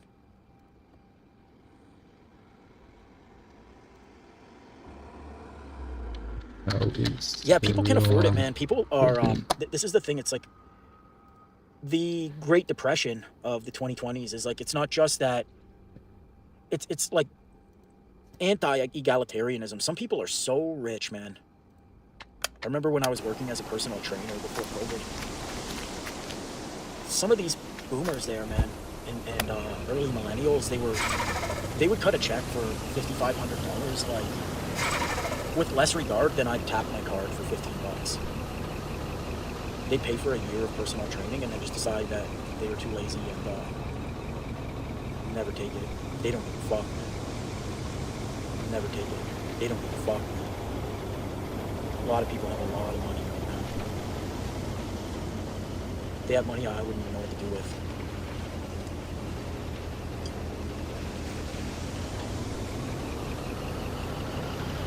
Yeah, the future for white men is being a racial stranger, whether at home or abroad. You pick your poison. Like, there is no good scenario. This is why I just laugh when people criticize my decisions, because I'll readily admit that they were awful.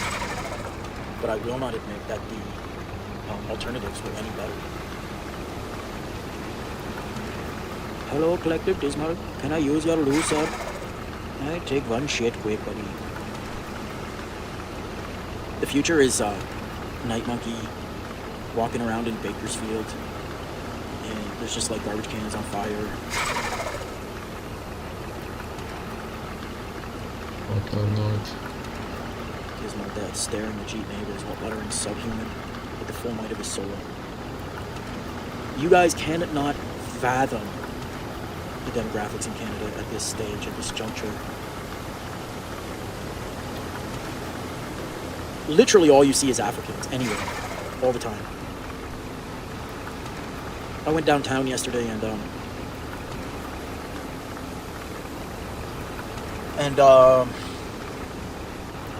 I was making this point to some people on Telegram. I think that it would honestly be better. Speed 170.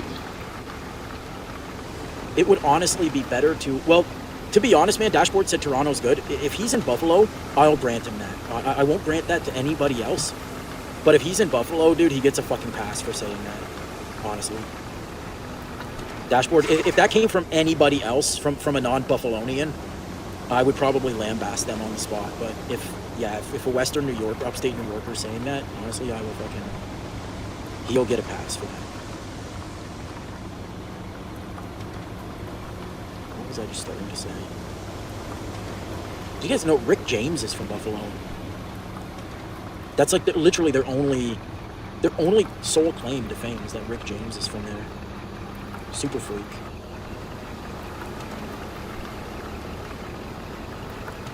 Canada is a Zio hazard.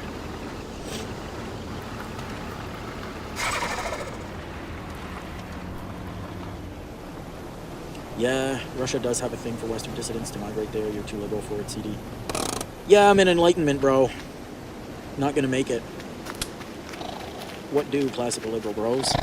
Like that freak Steven Seagal and his bullshit. So close yet so far. Oh, I was starting to say that I genuinely think that it would be better to just live in Jamaica or live in like the Congo than to live in Canada, because I think diversity, I was having this conversation with a couple buddies on Telegram yesterday. Diversity, it's not only not our strength, it's the worst thing in the world. Like, I would rather live in New Delhi with nothing but Pajeets.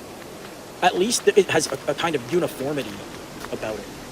At least it has a kind of uniformity to it.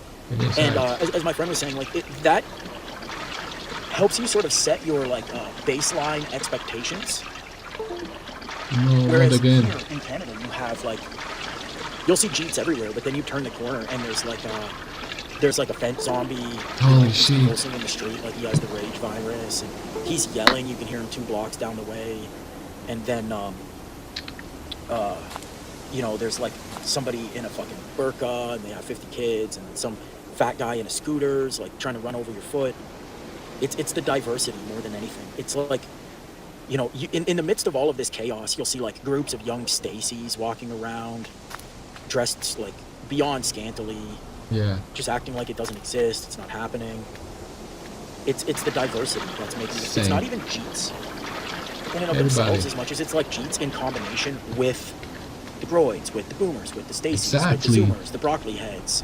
Exactly. There's almost like these emergent, like combinatorial social dynamics that emerge from diversity, which are so much worse than could ever be produced in a homogenous society, no matter how low the quality of the constituents of said homogenous society are. There's something like combinatorially evil about diversity. Brutal. Does that make sense? Did I make any sense there? More than it should. Like, it's just literally better to live around nothing but Jeets than it is to live with diversity.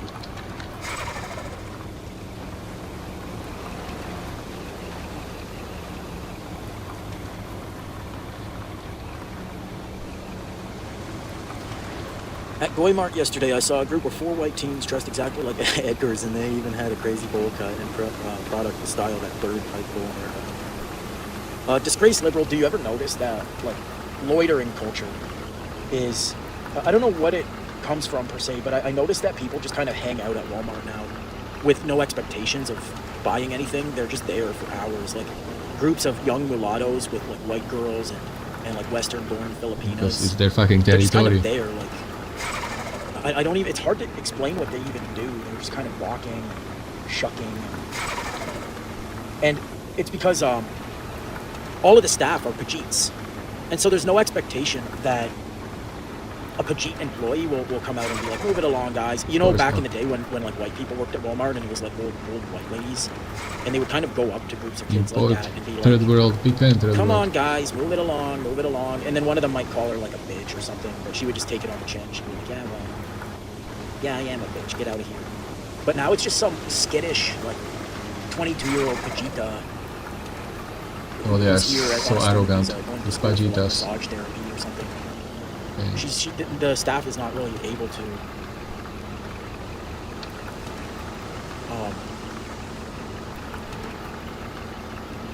really stop the loitering. I noticed this during COVID too, when they started implementing the mandatory masks at the grocery stores. I remember an incident. I'll never forget this. There was this skinny little petite Pajita girl, and she was standing there she was an employee of this grocery store. She was standing at the door, kind of like asking people that were coming in to put masks on. And this fat boomer, he walked by and he didn't have a mask on. And she just so quietly, she's like quiet as a bird. She's like, oh, sir, excuse me. And he fucking exploded. He like got in her face almost. He's like, leave me the fuck alone. Like that. Full like white fat boomer guy. And you can tell, man, it's like she almost jumped out of her fucking skin. And it's the same thing with like, you'll have a Jeet Hortons and there's like all these fentanyl zombies. They just walk in with like naked from the waist down. Holy shit. Naked from the waist down in like the core of a sanctuary city. And they don't even know what to do. Imagine this, right? Like, try and put yourself in their shoes for a minute. So let's imagine I'm an immigrant and I go to India, right? Role reversal. And my job is, okay, I get a security detail, right? My cousin, Saresh says, oh, come be security buddy. They hire any of our people. Come to be security, bro. And you're like, okay, yeah, I'm going to be a security guard in this foreign country. And your first detail is they assign you to a tent city full of fucking fentanyl zombies, basically. And you just stand there, like, far away, and you just observe these people. It's like, what do they think about us? Oh, fuck. Dude, you got transplanted into this place where you now work in the service sector. You're making hepatitis-infused coffees. And all the people do is they just use the seating area as a place to shoot up. They just tie up and shoot. Holy shit. And yeah, they don't think, of course, yeah. I mean, most of the people who view my stream don't even fucking think. So I can't even put that against them in particular. But it's like, how do you rationalize that situation? I don't understand. You come in there to buy a coffee. Not that I've done that in the past like 2 years, but when I did, you come in to buy a coffee and It's a bunch of Jeets like standing behind the counter, and they're just sort of timidly looking over at the fucking junkie who's been seated there for 4 hours. They don't know if he's dead or not. They can't really decide. They can't kick anybody out. They don't have that assertiveness that like old white women had. Tell people to move it along. Jeets can't defend anything. It's a slap boxing match over there when they try to fight. Imagine if they were to try one in prison. There was this theory floating around on Twitter, I remember like 6 months ago, and it was kind of a psyop. I think it was part of a Wicker Man. I think it was a bit of a Wicker Man campaign. All of these videos were coming out, and they were being shared by the same few channels. One of them was this Foyd. One of them was like a Wignat Foyd, who's like a guest presumably from Canada. She was sharing all these videos that I'd never seen in any gore thread or any gore compilation. It was like rare gore, like this ultra rare gore that she almost got from like the fucking deep state or something. And it was showing videos of Jeets who would like, they would go into water, for example, and not realize that they couldn't swim. Like they didn't know what water was like or being in it was like. Or they would, for example, they would do a headfirst dive into what was clearly like 3 feet of water, and then they would break their neck and die, and then the other Jeets would just, they literally would just stand there and gawk. Like no sense of urgency or anything like that. And the theory going around was that Jeets don't possess what they would call like sort of a implicit understanding of physics or like a naive understanding of physics. And cognitive scientists study this. So like innate physics is different than like the kind of physics you would study in school. We have this like intuitive sense of the laws of physics. And they're not always accurate. They don't always like neatly map onto what like the schoolman physics tells us, right? But even a baby will start learning by like a certain age. You know, if I'm standing on this mattress and it's kind of springy, then I have less balance. And if I'm close to the edge, like there's an increased risk of falling off from this height. It seems like for some reason or another, Jeets don't possess the ability to subconsciously calculate risk due to like the elements and physical variables like speed and velocity. And they can't really understand like how fast a train would be, like how much distance it would require for a train to stop given the speed that it's traveling. We don't necessarily know how to calculate this if you haven't studied physics or math, but we can eyeball it in a way. We're just sort of capable of eyeballing it with like a reasonable degree of accuracy, whereas Jeets, they don't have that. I'm not sure why. Like they'll jump into a raging whitewater rapid and they'll have this big smile on their face. Like they think it's just gonna make for like a really cool Snapchat story. And then they realize like, oh my God, buddy, the water is so strong, bro. Oh, it's so strong, buddy. And then they just die like a little spider in the toilet. It's like, why did you do that? I don't understand. You can't tell the rocks are slippery there. You can't tell that green slime on the rock indicates that it's slippery. Like it's something that you don't need to be taught. Nobody ever taught me that. These types of things. I don't know. Like we're importing people that it's not just that they don't have the same culture or they don't look the same. Their mind is different. Like their mind is fundamentally different in kind than ours. Disgraced Liberal says their vestibular sense is so far behind, so their sensors poorly interpret that spatial information relative to their bodies. There's definitely, they have some kind of ineptitude when it comes to danger. Just like, it's not the kind of thing you think about, it's the kind of thing your body just does. You just assess risk. It doesn't even reach like the conscious thought. It just... Attack the server. Yeah, they do, he says, they do flips and tricks and land on their back and heads.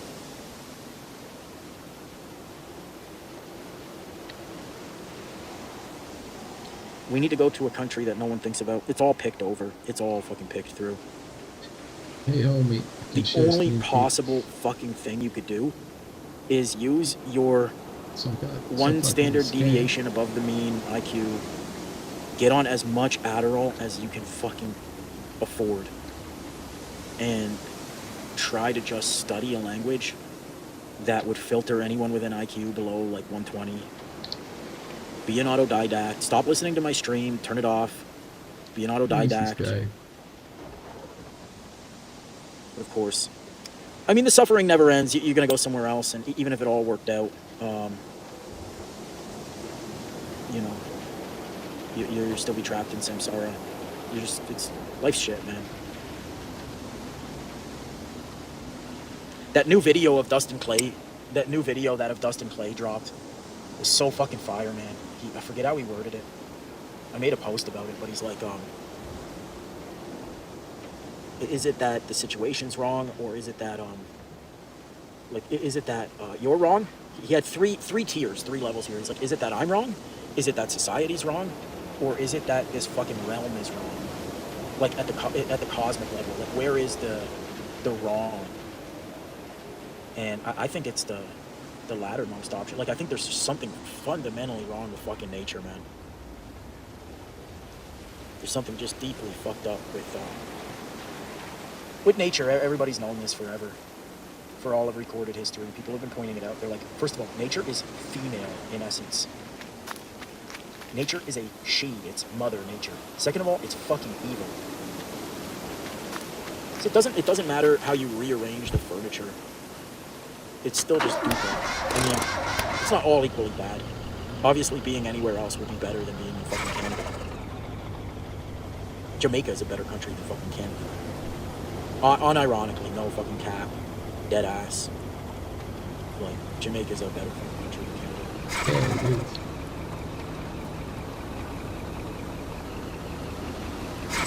Over for Arctic It's on a cells. spectrum, but at the end of the day, man, you're always just gonna be shit fucked in the corridor, man. See what the chance is. You actually need to get out, see. Oh, come on, Buckle, it's not that bad. Yeah, Canada's the worst place on earth. And I live in the worst place in Canada, and then Western Decline lives in the other worst place. Like, he's from Sodom, and I live in Gomorrah. I'm not even joking about that. Like the cities on the planet, dude. Define evil. How is suffrage bad when the scale and stuff like that? I don't know what you mean by that. Honestly, it would be too hot for me. Canada's Canada's hotter than fucking the Philippines. The ozone layer here is shit fucked. It's shite. The sun is so hot here that it's bleaching the paint on everybody's cars.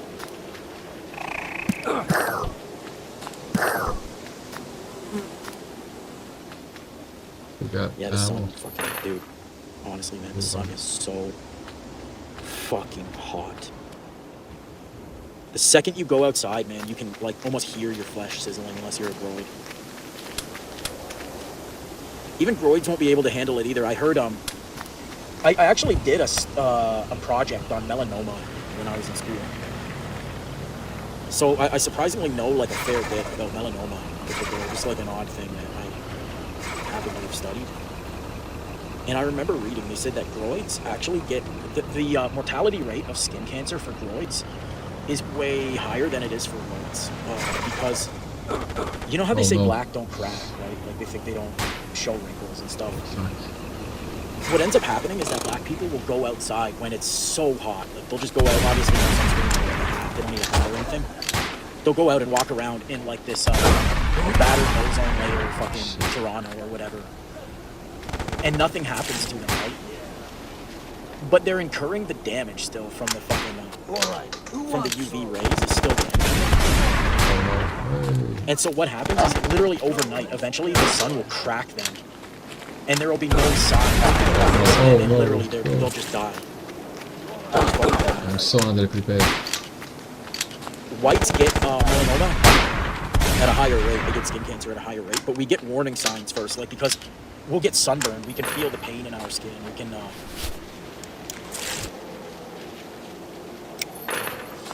We get blisters. We get early warning signs, whereas with groids, they don't. They'll literally just be, like, lapping it up in the heat. They'll be like, hey, y'all white devils, you can't even be out here right now like me, motherfucker. And then one day, all the accumulation of all that damage just hits them, and it's like certain death when they get skin cancer.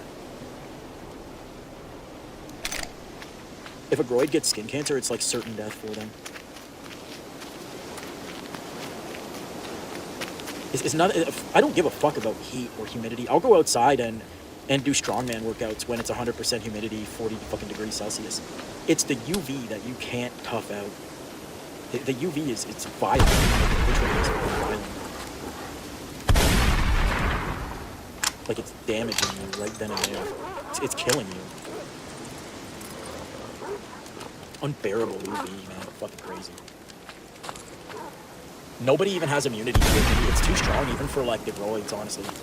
It's even too strong for blacks. Sanity pills. Even they're gonna succumb to skin cancer.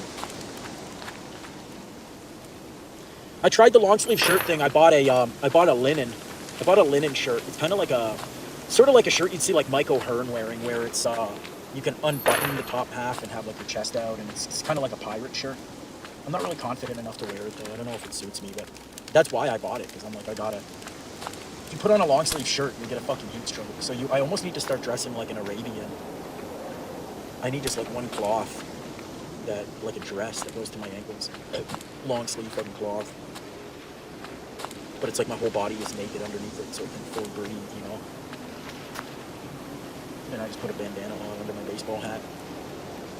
I would say. Yeah, if you're white, you basically have to wear like you're on some kind of safari or something to go outside, or else you'll just die from the sun.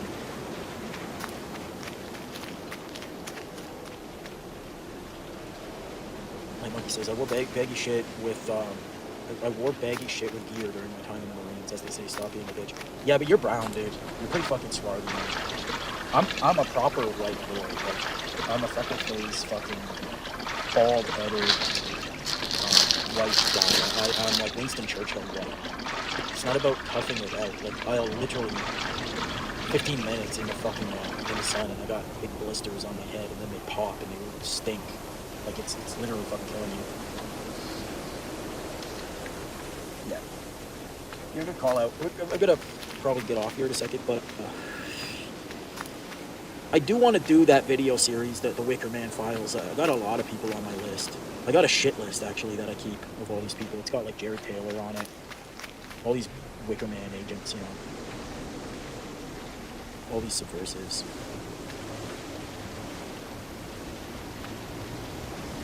No, Night Monkey, you're not on the list. You're not. Number one, you're our guy. Number two, you're not relevant. You couldn't subvert anybody. I work on homes out in the sun every day. Cut off shirt in the Nordic from the golden tan. I can't tan. Like, I quite literally cannot tan at all. I don't even get 1% fucking darker. Yeah, I'm gonna do Jared Taylor. That guy's totally fucking subversive. He's the guy that they're gonna use to usher in Zionist neo-Wignatism.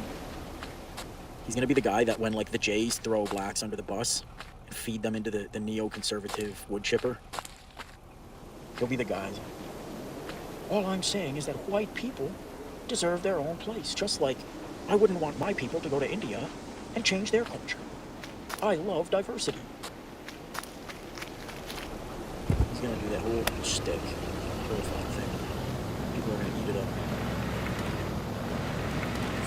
I don't think he's relevant enough. Like, the kind of people that know who that is are already subverted in a sense. He's not subverting through the pipeline. Yeah. He's not like a pipeline, you know what I mean? My definition's much more narrow. Jared Taylor reminds me of 1990s nationalism. He always pulls this whole stick, like, just like I wouldn't want my white people to go to Africa and change their beautiful culture. I love African culture, but I just don't want it here. I want white people to have their own homelands where they can express their culture. I'm just fucking tired of this shit.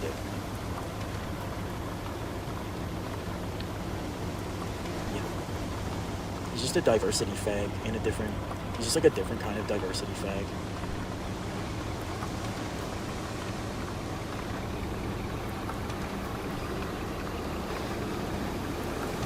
Northeast. No. Yeah, Fuentes, his case is nuanced. Oh. But for sure, people like, I'm gonna do a big video about Damon Darling. I don't think any of you guys I'm sort of getting boy beamed with like different algorithm than I think some of the people that listen to me. Probably because I use Facebook still. Ironically.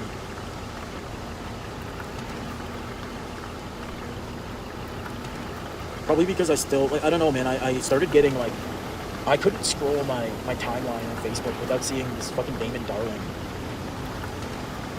What do you guys think of Brothers? He always does his voice. You'd have to see him, honestly. I can't do it justice. What do you guys think of Brothers? You got $1? See, I think he's the most subversive man in America, honestly. This guy's so beloved. He was just recently banned nationwide from Walmart. But that, like, in typical fashion, he's like, I don't want any of my fans to boycott Walmart. Walmart, you know, they do a good thing. I don't want my fans to boycott Walmart just because they banned me. He does like that. It's always this like feel-good subversion shit. Get out. It's like warm, fuzzy subversion. The death of the white race is gonna feel very warm and fuzzy. It's gonna feel very wholesome. It's gonna be like Christian slave morality that fucking does it, dude. It's gonna be all these. I just want people to come together. Too much fighting now. I don't see why someone like you can't talk to a brother. Yeah. He has a fake moral superiority. Man, the way he'll just fucking lecture at these people. And you can tell they're scared of him. That's it. Start delete it. He just basically terrorized somebody until they allowed him to pay for their groceries. They're confused, they're scared, they don't know what this guy's doing. He's mocking them all the while he's helping them. Like he's still sort of like, oh, the snow bunnies, oh, look at these snow bunnies. But then he's like giving them a feel-good message while he's clearly mocking them. I don't know, it's just... I don't know, man. 11% battery. I just left work, man. I might as well just sleep in my fucking clothes. I might as well just sleep in my boots and then go right back. Sleep for 3 hours with my boots on. The day is over. I'm gonna be back there in like 4 hours. What the fuck? What? No, I don't power bank. I don't fuck with power banks.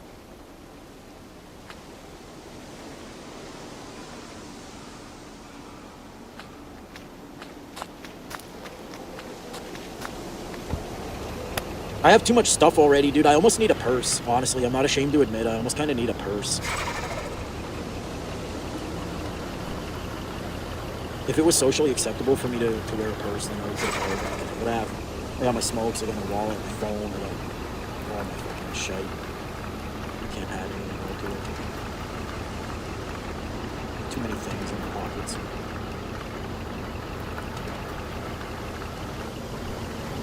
I don't want to go down the thing bag route.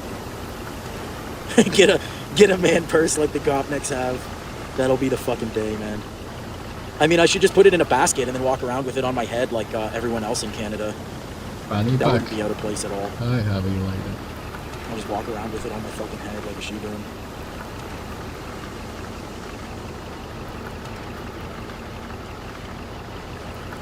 Get those net gains. Oh, it's that bad? No, dude, you see, I don't want to say this because I'll inevitably be called a fucking liar.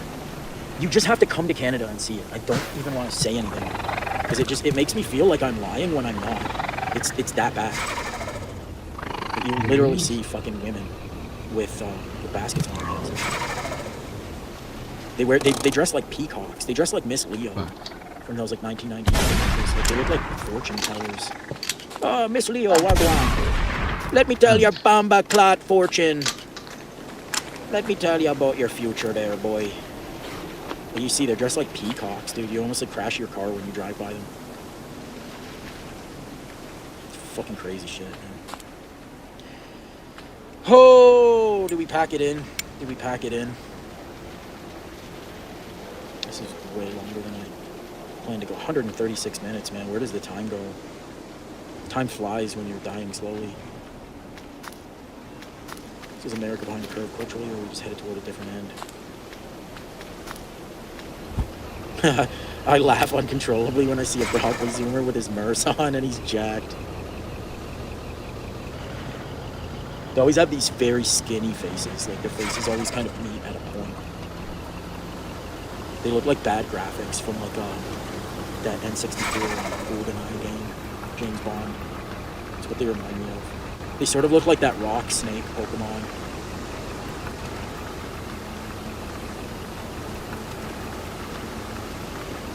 Yeah, Saint says you can carry all kinds of stuff: money, smokes, flask, possibly a weapon or two. I bet it was a psyop to make fanny packs look gay. Yeah, honestly, man. And it was also a psyop to make men wearing makeup gay. I said this before too. Men, they always do this, man. They make things gay. Ooh, he's gay. He's got a person makeup on. Oh, you're telling me you're telling me he enhanced his facial appearance and he can carry more things now? He's maximizing his convenience? Oh, he's so gay, man. Ooh. So all of our social norms are just gyno fucking centric, man. What is this? Like, why can't I just put on mascara to make my eyelashes look better? Why is that gay? Like, why can women use enhancement products on their face, but I can't? I don't understand. Why can't I carry a purse and then I can fit stuff? I can fit what I need to take and not have my pants be like falling down. Well, how do I Not have my inside? cigarettes be constantly crushed in my fucking pocket What? every time I sit down. Oh, well then. Why can I not dress like an Arabian when it's like 50 degrees out because there's a hole in the ozone layer? Yeah. Why do I have to wear like jeans and a t-shirt? I don't understand. Never seen this flipping base before.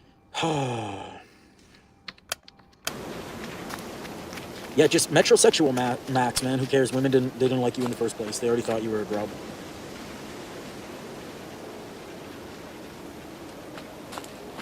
All right, boys. Good. Fucking bouncing. Yep, he bouncing. But where did I lost the hostage tape?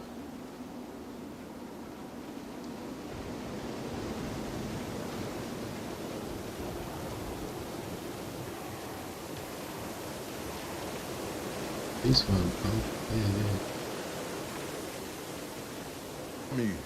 Me make a longer term video. You see, turn networks by saying all men are trash, uncles, fathers, grandfathers, sons, nephews, and so on. They kept their job.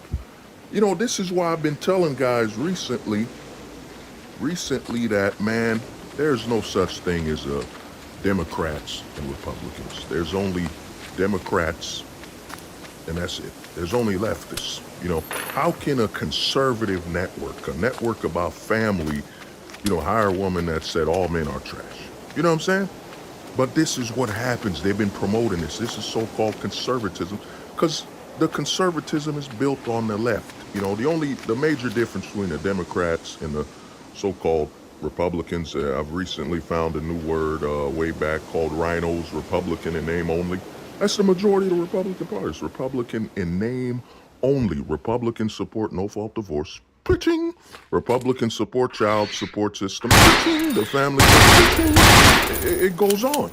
So what happened in the 2010s with the masculinization of men is that, man, it's pushed men further and further towards asexuality and single maxing. You know what I'm saying? Asexuality, you see, at some point in a man's life, you know what I'm saying? It makes sense before you were 18. Okay, a man's, let's just say that.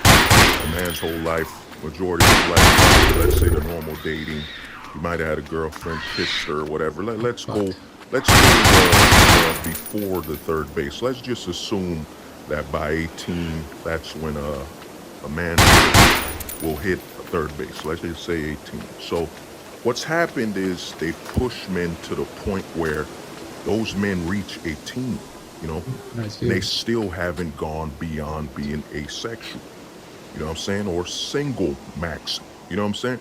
So the men are 18 and they have yet to experience a sexual or intercourse with a woman, And now let's push this forward. You have all that's going on now, false accusations, men being creeps, then the demonization and embarrassment of men is now content. Content that all networks support. All TV networks support this crap, as we can see with Tommy Lawrence still having a job. You know what I'm saying?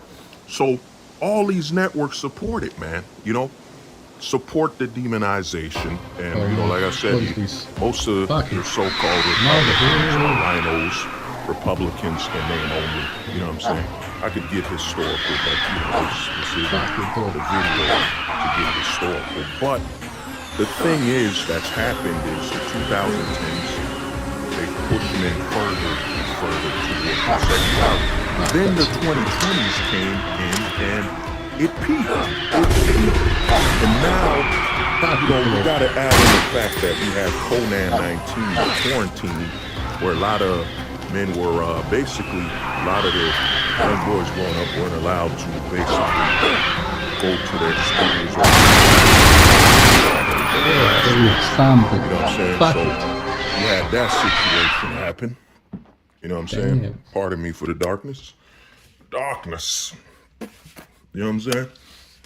So you had that. Oh, you know, so you had the push, you know, during the quarantine, a lot of Gen Z that was still in high school weren't allowed to go to their schools. So they were basically being homeschooled through Zoom networks and so on, you know.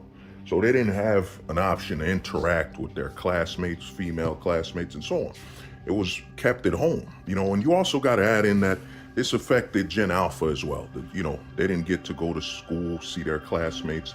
And all the men had, all the young boys had to do was watch the internet and watch nothing but I'll choose the bear, all men are demons, every aspect of entertainment being pushed that the men are inferior, the men are weak, the men are garbage, the men are threats, the men are predators. So what's happened is it's pushed men towards asexuality and single maxing, you know, where a lot of men basically are at the point where they will not put themselves in any position that, for example, let's say asexual maxing, you know, where a man will look at it and say, man, I'm not going to be content. I'm not going to be caught online or outside in the real world as content. I will not tolerate, you know, as I've created my quote, volunteers can't be victims. I will not provide an opportunity to be a victim and be fodder online. So a lot of men aren't approaching women, they're not talking to them. They're not doing anything where they could be pushed as content made of creeps and so on. And every man knows every woman has a phone. You know what I'm saying? That phone can record your conversations. A lot of people think, oh, the men are worried because of a phone on him.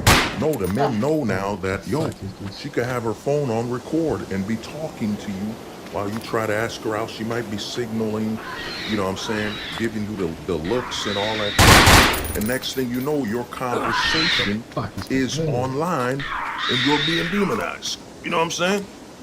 So men not wanting to be a part of that humiliation, you know, because the goal now is humiliate men online because it benefits social media anyway. Why wouldn't social media want to push women? I've been saying this for, man, it's got to be over a decade now. Why would social media want women to get in a stable relationship where it'll take them away from being on social media? Come on, bro. Come on, man. Do I gotta spell this? A, B, C. Easy as 1, 2, 3. Single women occupy the internet. Come on, man, bro. This is easy. Light work. So, you know what I'm saying? That's why the algorithms all reward all men are trash, this and that, because the more unstable and the more they where they can't be a wife, they can't maintain a stable. All they prioritize is what pushes the algorithm and pushing themselves. Of course they'll benefit you know, social media and so on. But to get back to asexuality, it's pushed a lot of men towards asexuality, and the men are comfortable with it. You know what I'm saying? It's not like it's new for the men, especially younger men. How is asexuality new to a young man that's been participating in it for 17 years. Let's say 17 years. He's never did it. He's never had contact with a girl in his school. Wow, this never is so participated in it. Just played with his homies, video games, football, whatever, gatherings, and so on. What has he been doing all that time? Let's assume before boy turns 18, he's been asexual for 17 years, right? Let's assume that. So he has 17 years of experience where there is no sexual activity, right? You know what I'm saying? So then he turns 18, and remember, once you're 18, you can now be filed as an adult. When you get criminal charges, you can get charges as an adult. You know what I'm saying? And what this creates is that you're gonna see the situation where if a male was to ask a woman out, it's gonna be before he's 18. You know what I'm saying? It's gonna be before he's 18 where a false accusation can land him in jail as an adult. You know what I'm saying? So you're gonna see that the closest a male will be active to trying to date will be before he's 18. You know what I'm saying? And the men are seeing online what happens, false accusations, and basically the mass demonization. The men even saw it with the president. The men, they're old enough, but let me get further. So what you're gonna see is push these men to asexuality, where they're just comfortable just existing, going to work, pay the bills, live a minimalistic, simplistic life. That's what's gonna happen domestically. Domestically, it's just gonna push the men further towards asexuality. Because, you know what I'm saying? I see all these videos online where they say, what's the worst that could happen? A woman will just say no and call you a creep? No, man. You could get charged as an adult, you know what I'm saying, for a false accusation, right? And we've seen it with Uber, where to avoid paying an Uber bill, you had women say, we're just gonna say he tried to take it from us. You know what I'm saying? He tried to take it. You know what I'm saying? He's lost backpack. There's nothing but endless amounts of exposure to the risk. It's no longer hidden because I said the social media apps reward it. They reward the destruction. You know what I'm saying? Because it means more time will be spent on social media, right? So what's happening now is, with that understanding that, once you're 18, you get charged as an adult. And you got to understand that the more access she has to you, that means the stronger the case for false accusation. Because she could say, well, he forced her, you forced her to stay in your house against her will. You forced her to take sexual activities against her will. You know what I'm saying? So what's happening, and I've said this years ago, men will be simulating, they're simulating what's could happen and will happen.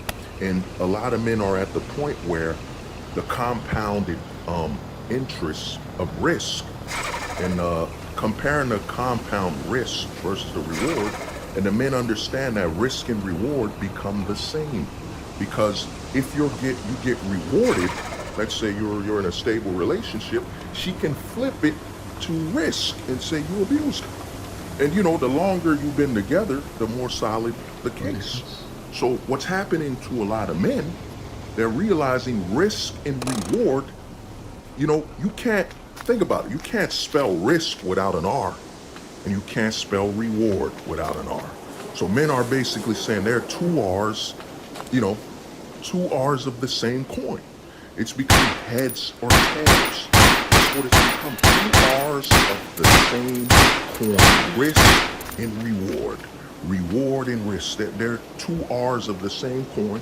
You can't spell reward without an R, and you can't spell risk without an R, right? That's what's happening. So what's gonna happen to a lot of these men is they become domestically asexual. Why do I say domestically asexual? Well, you see the whole passport bro thing, which has gone mainstream, right? You see the passport bros thing, which has gone mainstream, and the men understand. The men understand it's about the location and the legalities. So with the men Hell yeah. understanding it's the location and the legalities, what's happening is that the men are basically gonna stay asexual domestically.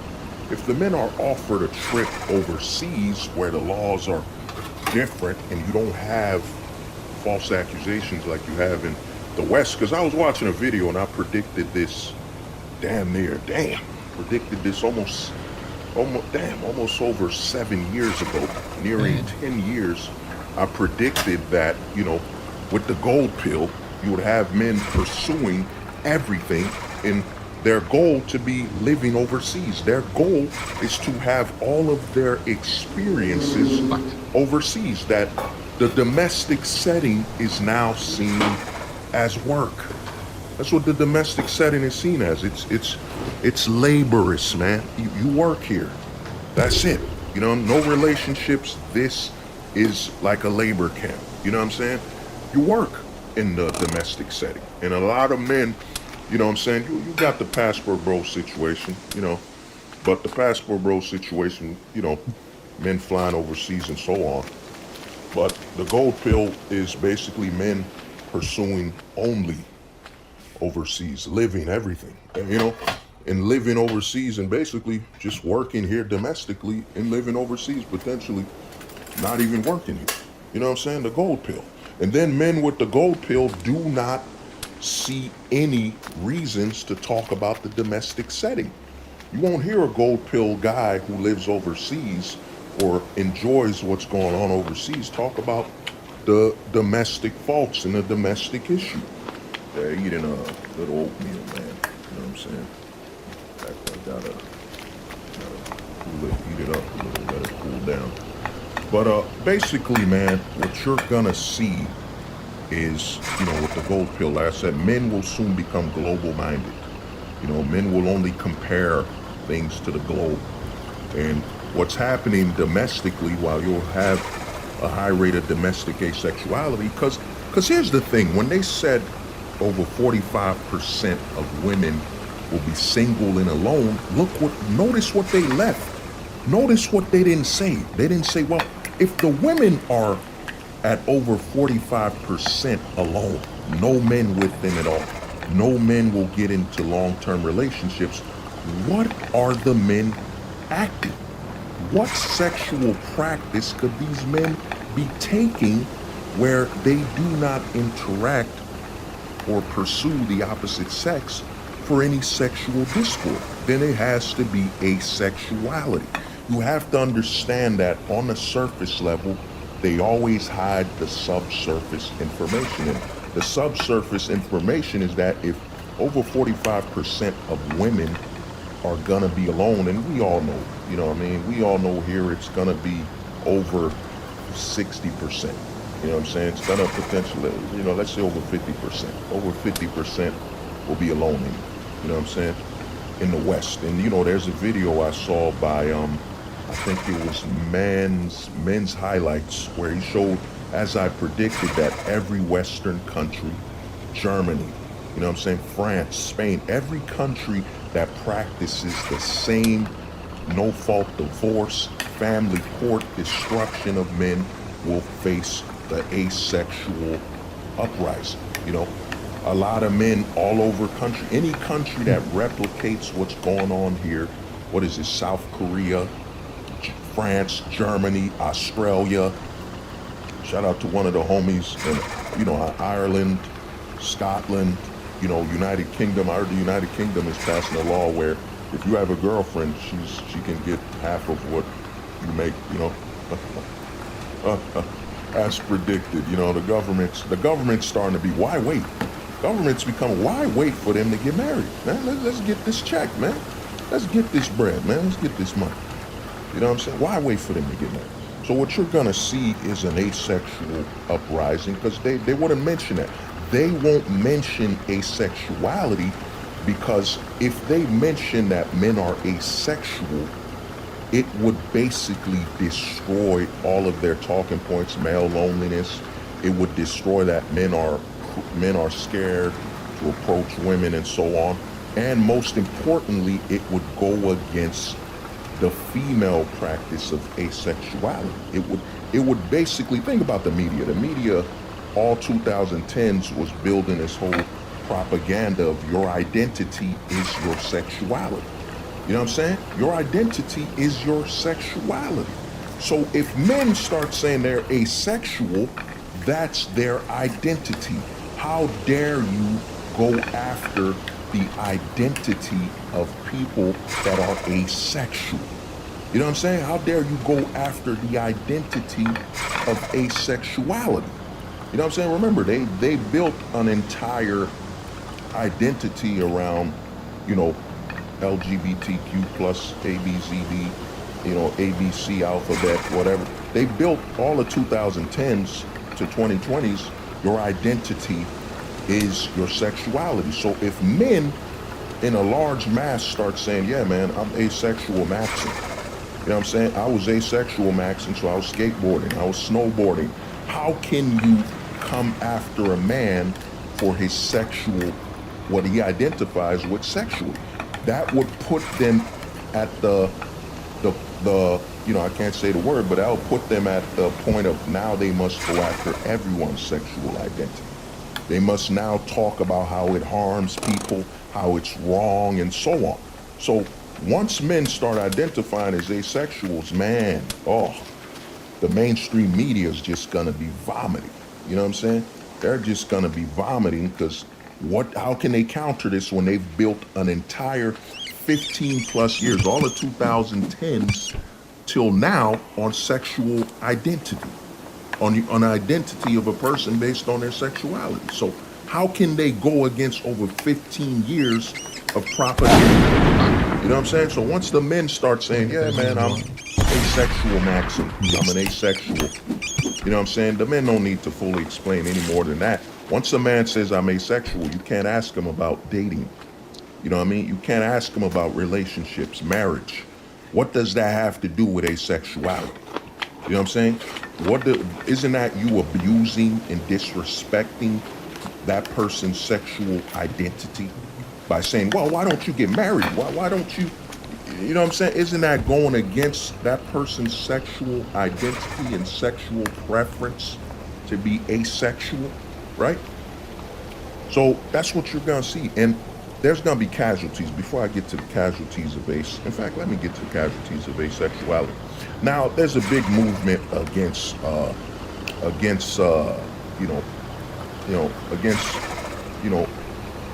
spicy. I don't like that word. You know, let's just say OF. Let's just say meat beater. Damn. It's a hard thing to say, but let's just say cornflakes. You know what I'm saying? There's a big movement against cornflakes, right?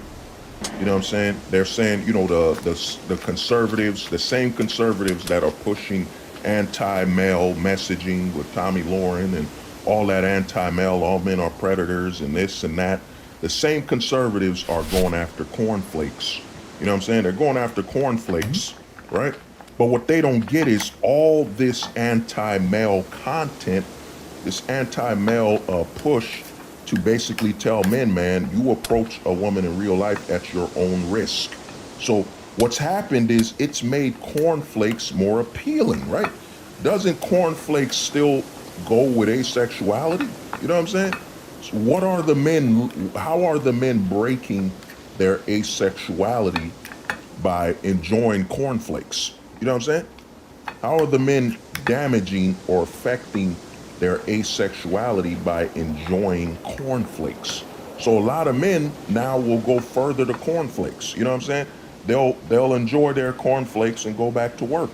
And what this will do is, of course, it creates the loop. It creates the loop where men are enjoying cornflakes, and then you got OF, you had OnlyFans. You know, they've promoted the hell out of OnlyFans. You know what I'm saying? I saw Howie Mandel interview OF model. You know, you got a whole manosphere. You know, you got a whole, I think a guy in the manosphere debated Candace Owens. As I've said, the red pill is now government funded. You know, I've been saying that for years, that the red pill is very beneficial. It is very beneficial because it keeps you domestic and it keeps you fighting for something that doesn't exist anymore. You know, it's a scam. So we saw that the red pill is being funded. You could see why. Look at my own channel. Look at other channels that were similar to mine or talking about similar things and how they're buried. You know what I'm saying? The red pill is beneficial because the red pill tells men you got to fight and have hope. You got to volunteer. You know what I'm saying? And remember what I say, volunteers can't be victims. You gotta storm, you gotta talk to OnlyFans models and try to convince them why they should be a wife and all this crap. You gotta talk to women that are promiscuous and try to tell them, why don't you wanna be a wife and all this stuff. You as a man, it's your duty to base your life on women's choices and trying to make them your own. My bad. Eating this oatmeal.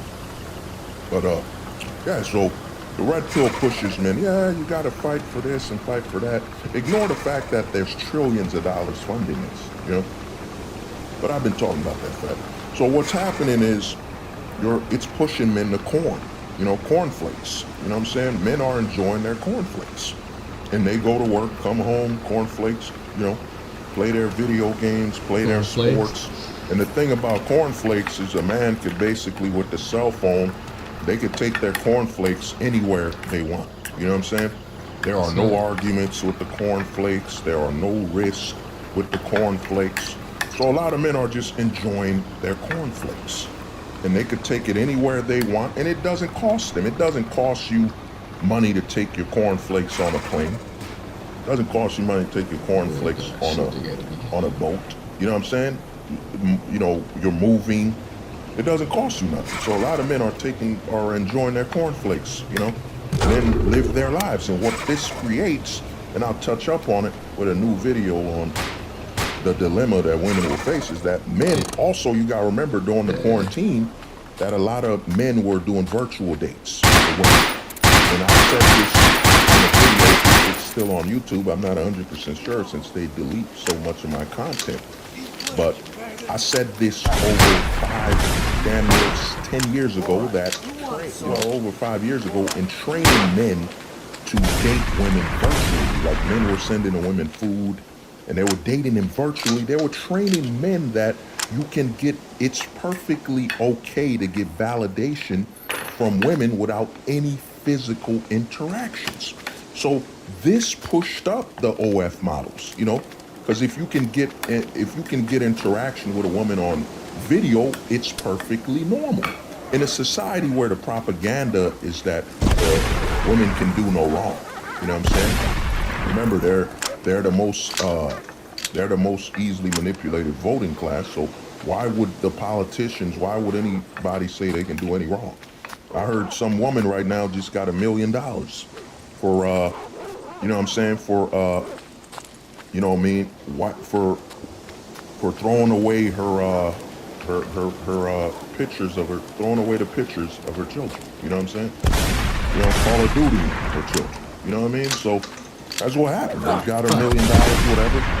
You know what I'm saying? What is it? I think a chick stabbed the guy and got, you know what I'm saying? She Call of Duty to her boyfriend and got 6 years and 4 years served. And we remember the Casey Anthony case. Come on, man. We remember that. The baby drowning. You know what I'm saying? It's all about immortality. I tell guys, there's no point you're wasting your energy trying to say anything. You have no authority. You're a man, right? You're a male, right? So what's happening is that men have been trained during Conan-19, the Destroyer, during the quarantine and epidemic, that, yeah, all you need, it's perfectly normal to get visual validation from women. Now think about that. Now take this to the most microscopic level, right?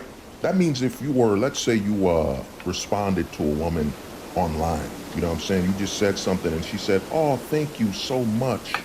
Thank you for saying that. Oh, that's all a man needs. That's it. There's no more of a goal that I would talk to. The goal of talking to a woman online to meet her in the real world, you don't need that validation anymore. Because remember, you were trained during the quarantine that all you need is a Zoom date or any confirmation or validation online. You know what I'm saying? So That's bad. all you need. Holy shit. Why would you pursue physical interaction?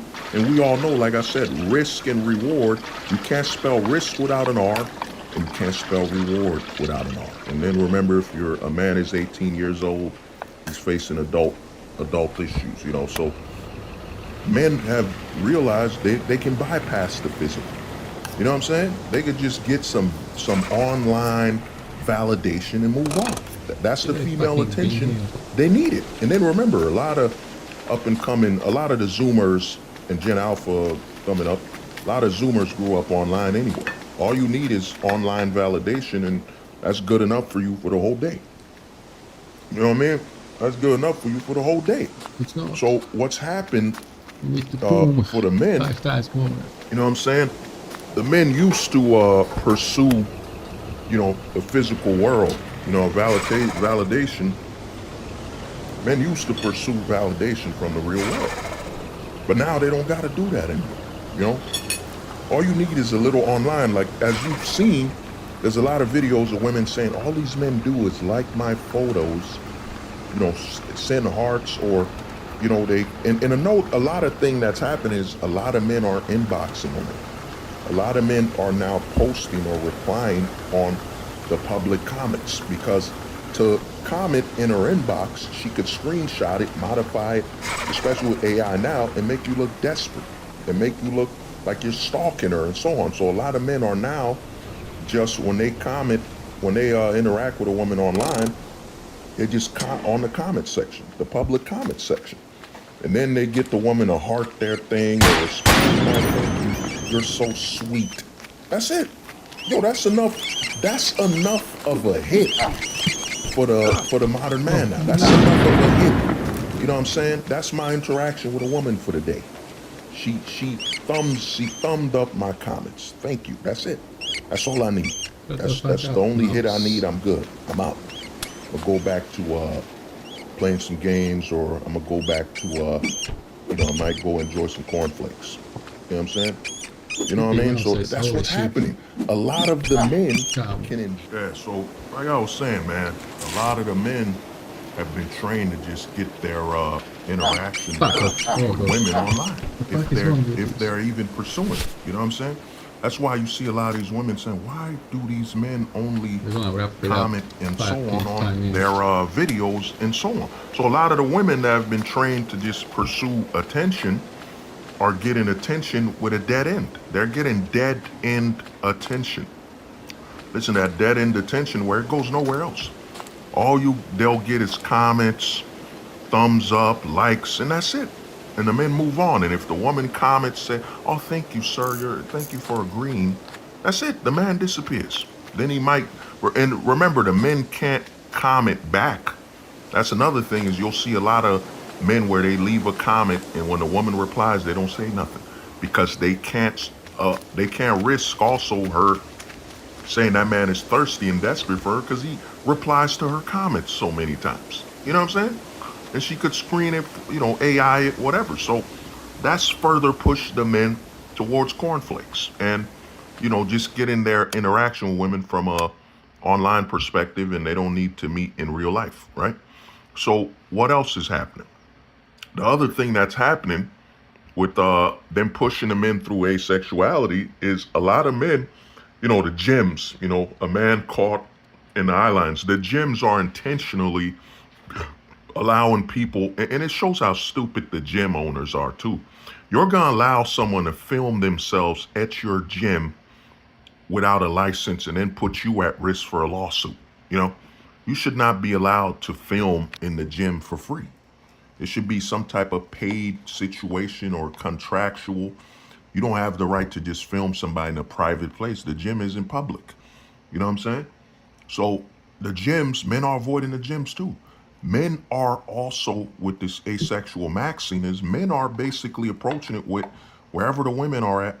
You know what I'm saying? If it ain't like at a sports bar drinking or chilling, the men will basically start abandoning. There's a massive, I think there's a massive inside gyms are becoming a thing. But not only that, I think this will further push men towards calisthenics, going outside to train and exercise. You know what I'm saying?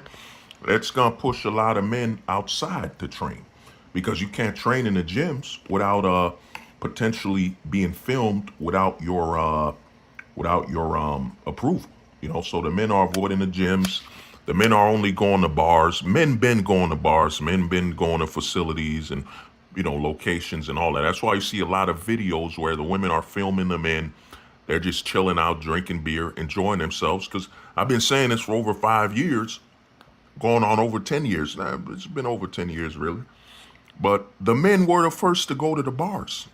You know, the women weren't allowed to go to bars. You know, the men would go to work, come from work, and just go get a drink, then get home. You know what I'm saying? So the men aren't going to stop going to bars, you know, for at least the sport events. They're just going to enjoy themselves or their company and go about their business. Now, to get to something else, single maxing, you know, single maxing, and it's already a thing that's happening, is that men are moving with the intent of solely remaining single. You know, unlike the women online that are basically counting sexual intercourse as dating. You know, they slept with a man, so they were dating him. The men are counting it as it really is. It's just a sexual interaction, and they move on. So what's happening is single maxing. You know, a lot of people would say, well, what is that, the bachelor pad thing? No, man. A bachelor's a bachelor. There might be a certain amount of time he's a bachelor. But what you're having is single maxing. You know what I'm saying? Single maxing is, you know what I'm saying, I guess it's lower threshold. It's not asexual maxing. But what's happening is single maxing, where men are only going out with a woman if, you know, sexual intercourse is on the table. You know, sexual access and nothing else. You know what I'm saying? Single maxing. The men will not basically partake in anything that can result in the claim that they're together. You know what I'm saying? So you're going to see this happening, single maxing. It's already a thing. It's just no man is claiming it. You know, they subconsciously aren't, are able to talk. And I'm the one who created the term single maxing, just as I've created asexual maxing. Another one, shout out to the homie Collateral. Another one in the hold the truth, hold the terminology hostage, or hold the dictionary hostage, whatever. But you're going to see single maxing, you know what I'm saying? And this is happening a lot, where women used to, for example, a Chad and a Tyrone. For example, women used to have access to a Chad and Tyrone more than once. More than once. You know, women used to have access to a Chad and a Tyrone more than once. But, you know, with the single maxing, the men are like, nah, man, if I hit it any time after the first time, there's a chance that this woman might think we're in a relationship. I can't risk, you know, that's not single maxing, you know. I can only hit it once. And then the other thing is, men are comparing notes, you know. A lot of women are sleeping around with the same men anyway. They compare notes, and many men don't want leftovers of one of their homies. You know what I'm saying? There are some homies that's your boy, but man, you wouldn't even eat off the same plate as this guy. You know what I'm saying? You know what I mean? You just know he's a wild savage. You know what I'm saying? You know what I mean? He could have been on the National Geographic of men living in the wilderness and outside. You know, he's just a savage. You know what I'm saying? And the truth is, some men just don't want to touch the leftovers of another man. And a lot of women are complaining they're lonely because they don't even know that the men are sharing notes. And, you know, the men have cameras now. It isn't like back in the day where they just talk now. Every man has a camera, a phone. They might have recorded it, shared footage, or talked to each other. And another man might be, nah, man, I don't want nothing used. And then a lot of men know she slept around with many others. So, you know, what is there to brag about? What is there to pursue anyway? So a lot of men are single maxing, you know what I'm saying, where they're single. You know what I'm saying? There is no opportunity to ever claim these men are in a relationship. That opportunity will not be allowed to be created. You know, so you have single maxing. And the reason I call single maxing, unlike, asexual maxing, is that single maxing would mean that they're still aware They're still claiming they're part of the dating market. They're just single. So what's happening is a lot of men are single maxing. You know, the men are pursuing situations where that woman might not even know where he lives. You know what I'm saying? They might hotel, Airbnbs, whatever. You know what I'm saying? Single maxing if the man partakes, and the men only take one swim in that pool and never swim again. You know what I'm saying? So a lot of men are single maxing because a lot of men know now, and I've said this, you know, I've said this over damn near over a decade. I've said that the goal is to simplify, you know what I'm saying, simplify a Chad and a Tyrone anyway. With the way the laws and the legal system works, all paths in a relationship lead to compromise, and all paths lead towards simplifying. You know what I'm saying? So a lot of men know that, and then the men understand the legalities, the false accusations, and the longer you're in this relationship, the stronger the case is against you for abuse. You know, remember, what was that word? I forgot the word. I forgot the word. You know, but remember, it could be revoked. What was it? Consent. There it is. Consent can be revoked. You know what I'm saying? No contracts and all that stuff. So a lot is happening. You know, we older guys saw what happened to Kavanaugh. That guy was in the Supreme Court. That some chick brought up that when they were in the closet together as youngsters, that he touched her. You know what I'm saying? He touched her over 50 years ago. I forget what was that rule where a case gets cold. Oh, the statute of forget that word. The statute of something. I forgot the word. You know what I'm saying? Somebody might say, you know what, hold the truth hostage. You're better at coming up with words than remembering real words.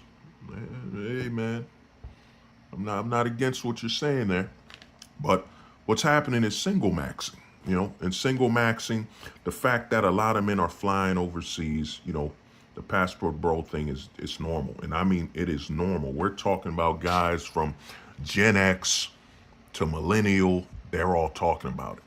You know, a lot of people don't get that this internet information travels at the speed of light. You know, millions of men can learn something in a blink of an eye. You know, I remember I saw a dude chopping up with one of the homies. Gen Xer told me, yeah, bro. Yeah, man, I'm passport broing. You know?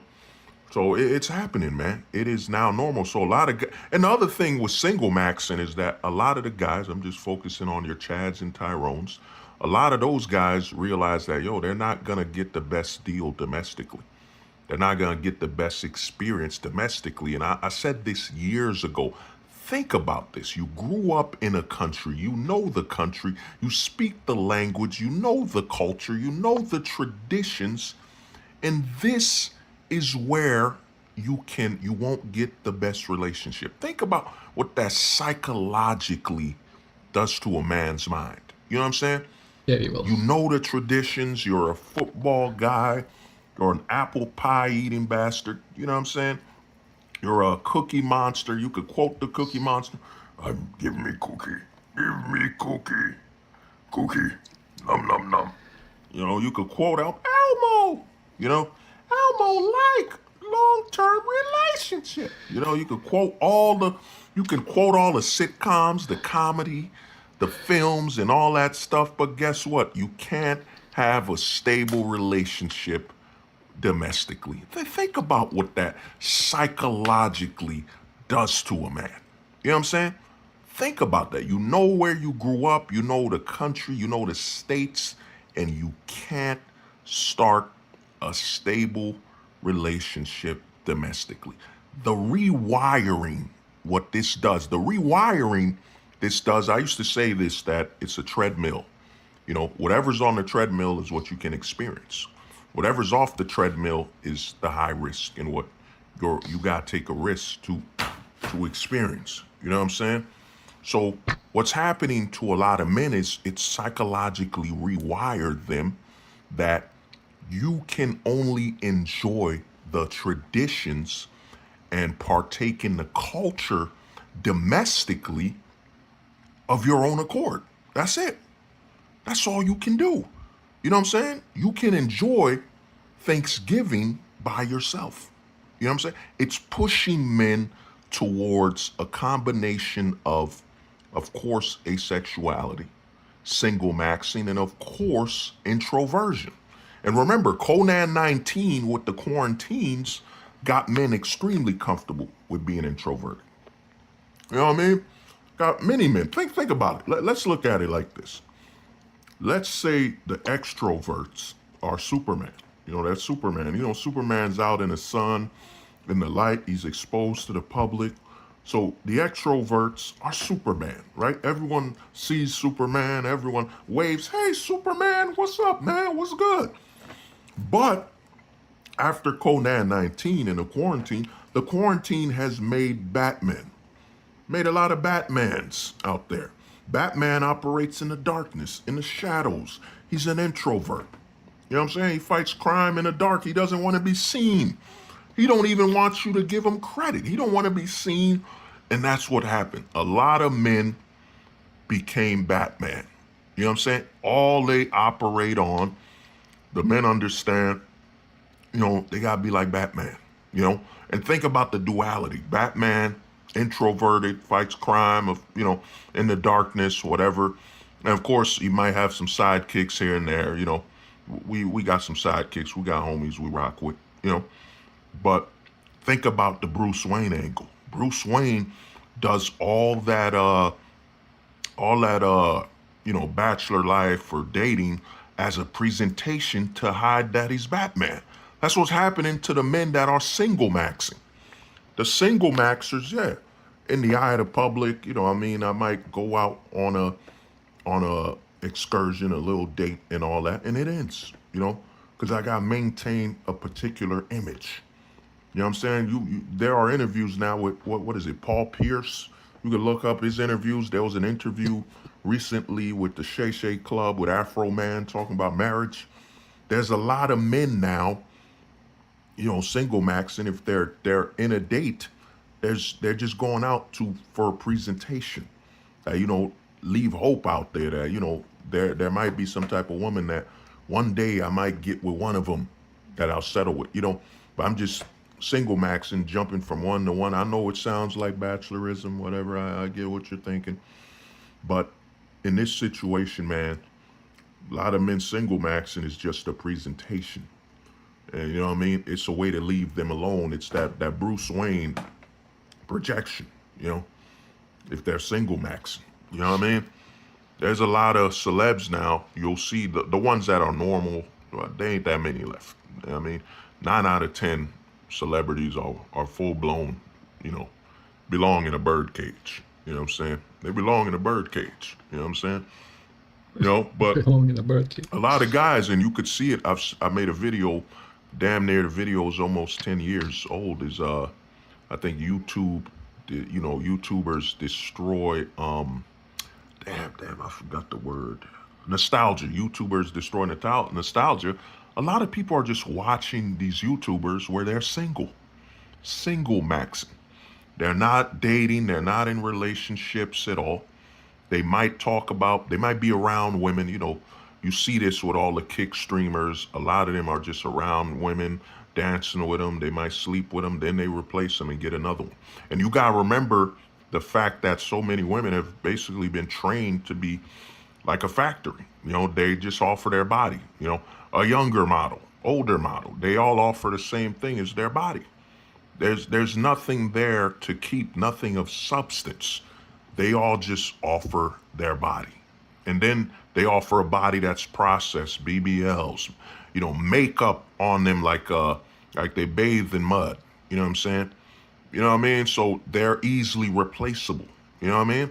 Easily replaceable. You know what I'm saying? The 18-year-old model behaves just like the 32-year-old model. You know what I mean? Nothing there. Nothing of substance. It's a hollow shell. Nothing there. Hollow shell. You know what I'm saying? So a lot of the men, you know, single maxing, you know, they'll be with the women and move on. You know what I'm saying? Replacing them like a sock. Actually, no, not like a sock. I guess like a tissue paper. Is that a tissue paper? You know what I'm saying? Tissue paper. You blow your nose and then you throw it away, right? The guys hit it, throw it away. You know what I'm saying? Throw it away to the next guy that might hit it. You know what I'm saying? Pass on the leftovers. Pass on the leftover meatloaf. You know what I'm saying? That's what dudes is doing. You know what I'm saying? Sneeze, throw away the towel to the next guy. You know what I'm saying? That's what's happening. So they're like, the women are on conveyor belts, 32 with a BBL, 28 with a BBL, 25 with a BBL, 21 with a BBL, 18 with a BBL, 27 with a BBL. They're just, you know what I'm saying? It's all factory models that all come with the same process built. So a lot of men are just using some on the conveyor belt and tossing them aside. Get the next one, Men are single maxing, Because single maxing means, you're participating somewhat in the dating market because they can identify and say you're single. While if you're asexual, there's no chance you're participating at all. So you're completely removed from the dating market. You know what I'm saying? So you have a lot of these single maxing guys where everything there will be no living with the woman. The woman might only, like I said, see them once. I saw a video. It was on a live stream with Adrian Broner, Dean the Great, where a woman was like, "You remember me?" She was like to him, "You remember me?" And Adrian Broner was like, "Man, did I sleep with you? Because if you didn't sleep, well, you don't remember." You know what I'm saying? Somewhat, That's what's happening. A lot of guys are, like I said, using, damn, let me get a tissue. Give me a second. I just realized I made a new term again. You know what I'm saying? You're going to blow your nose on some tissue paper. You know what I mean? You know what I mean? Get throw. So a lot of men are just blowing their nose to the side. You know what I'm saying? And if it's not damaged enough, you see that? You can't fully see, the tissue's still usable. You could still grab the tissue and blow your nose. The next man, blow your nose. What can I say, man? Sometimes I hurt myself. But this is the rise, bro. And then, like I said, with a lot of women going online bragging about how they got rosters of men, and a lot of men know that you're the food guy. After she slept with Chad or Tyrone, you feed her. Or before she sleeps with Chad and Tyrone, you feed her. So a lot of guys know, and I've said this over 5 years ago, no-term relationships, a no-term. A lot of guys know there are no terms anymore. You know what I'm saying? They can't set any terms. And, welcome, man. They can't set any terms, and we're at the point where you're going to have guys just asexual maxing and single maxing, for 2026 to about 2040. The laws ain't gonna change. So, I just heard in Minnesota now they can baby wipe, you know what I'm saying? After, what is it, Minnesota, I think it's 12 weeks or 24 weeks they can baby wipe now. They can baby wipe a 24-week-old. You know what I'm saying? Because this is the goal. Remember, what is it? The majority on prescription drugs are the women. You know what I'm saying? Depressants and all that. Why not push them to the brink? You know what I'm saying? Let them baby wipe. Let them do whatever. Let them get away with murking. Let them get away with Call of Duty. You know what I'm saying? Let them get away with, Shawshank Redemption. You know what I'm saying? Let them get away with Shawshank Redemptioning a man, Let them get away with giving minors a ride on the STD train and all that stuff. You know what I'm saying? So you can get them on drugs, depressants. They're not functioning.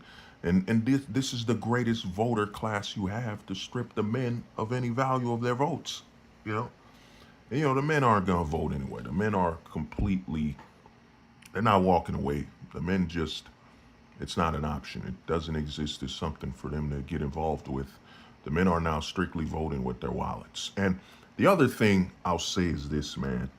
The single maxing and the asexual maxing, it's going to affect every, a lot of short-term industries will get some money short-term.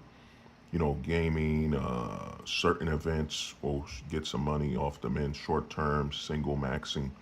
But in the long run, schools will run out of students. They're not being born. You know what I'm saying? What is it? What are those parks like Disneyland? They're going to run out of sales. They're going to have to keep raising the price to get as much money as they can from the children that are being born, that are left. You know what I'm saying? They're going to promote to adults. Why you think they keep promoting to adults, man? Why you think they keep pushing nostalgia? Children aren't being born. So they have to push nostalgia on the adults. You know what I'm saying? There's going to be a massive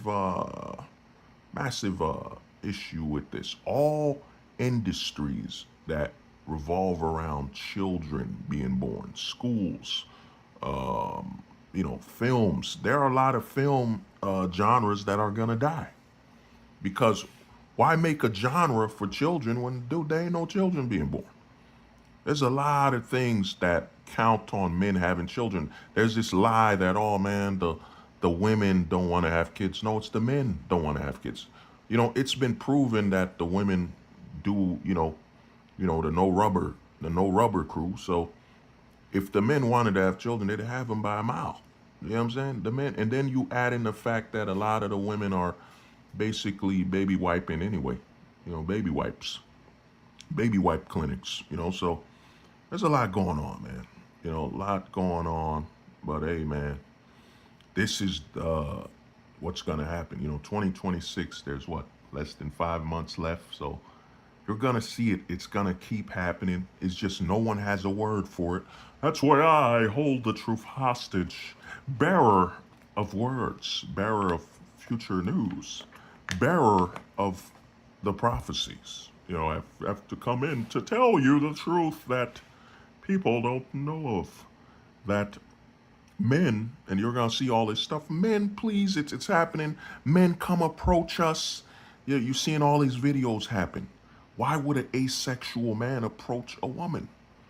You know what I mean? If a man is asexual domestically, why would he approach her? Then the single maxer, why would a guy single maxing approach any women in the real world to give and project that there could be a relationship? You know what I'm saying? The single maxer is all about maximizing the message and the option of remaining single. So why would a guy who's single maxing ask a woman out in person? Why would he give off the energy why would he give off the vibe or opportunity that there's something to build? We're building towards something.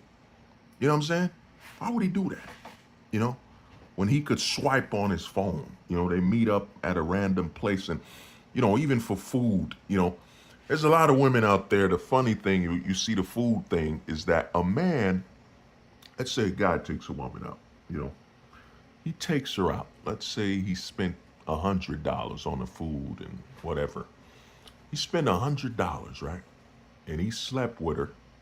Right? So for $100, he slept with her, and it completely demolishes her value. You know what I'm saying? Her value and worth to the next man. And she continues, it's for $100, $100 menu or less. Because, we know the internet, a lot of women are overinflating the amount of money that's being spent. And even when they report $200 is being spent, it's a small, It's a small amount of people they get to share the amount of information they're spending on dates. But just think about that. She goes out with a man, let's just say $100. She sleeps with that man. Let's say she slept with him for $100. She gave up the sanctity and the value of her body, that she's got to carry around with her for the rest of her life. Just think about that. Think about the psychology of that. For $100, you know what I'm saying? $100, she let a man blow his nose in a tissue. You know what I'm saying? She let a man for $100 blow his nose in the tissue, right? And she's got to live with that. Now that gets added to the body count. You know what I'm saying? Which the more her body count, and men already are perceiving that women have a high body count anyway. And then men are perceiving the women are on OnlyFans. they're cam models, whatever. The men already have it in their mind that, there's no such thing as a virgin. You know what I'm saying? Men are believing a virgin like Bigfoot. Oh man, you know what I'm saying? You saw that? Oh man, that's what is that? That's a virgin. Oh my God, that exists. Oh Lord, guys, come here. I saw a virgin. The virgin is the new Bigfoot, man. Come on, bro. You gotta give me that one. Come on, man. You know you're laughing at that one. But yeah. So with everything going on, OnlyFans, OF models, and remember, the internet, women overseas can start OF or cam girl models or whatever. So the women overseas also oversaturate the domestic perspective of women. So let's say you have a high percentage of women from Eastern Europe, that are cam models and OF models and all that. And the men here are perceiving that there's a massive majority of women here that are on OF. Then you add in the fact that you got all these red pillars, all these red pill channels, your Fresh and Fit, your, I forget the new ones. I forget the other ones. They're all the same. They're all interviewing these OnlyFans models, further projecting that that's all that's available. You know what I'm saying? That's all that's available. So a lot of men now, when women think why don't you guys come approach us and ask us out? How does a man know that this isn't an OnlyFans model on or off time? A lot of men are looking at women now, and like I've said, when I did the dating simulation, this was years ago. But a lot of men are simulating it and saying, how do I know this woman at the bar isn't an OnlyFans model on her break? You know what I'm saying? Just not making content right now. She's just roaming amongst us, not making content right now. Then, to go further, I almost forgot why more men will single max and asexual max is that a lot of women are just projecting themselves on sale. The price is, $200 dinner, $400 dinner. The price is nails, entry price. Because a lot of them, it shouldn't have to be said, but if you're offering to pay a woman's nails, let's say her nails is $50 and you pay for it, you think she's not gonna look at you and say, wow, if he's willing to pay for nails for $50, what else is he willing to pay for? Then online you have women basically saying they're because I said this years ago, a lot of prostitution is legal. It's just not being called prostitution. It's being called pay for the dates. You know what I'm saying? Pay for the dates, pay for this. You got to pay for her time. You know what I'm saying? That's what's going on. So a lot of men, and this is the majority of content being put online. So a lot of men are simulating it, and the percentages are extreme. The percentage that another man already bought her, already paid for her, used her, you know what I'm saying? Paid like $50 to blow his nose. You know what I'm saying? $100 to blow his nose in her tissue. Oh, you saw what I did that? In her tissue. Come on, man. Give me some props, man. You know what I'm saying? $100 to blow in her tissue. You know what I'm saying? $150. $200. $300. $400. You know what I'm saying? A lot of men are already seeing that all these women have a price. Then the way they're dressed, all women are dressed like they're advertising what's on sale.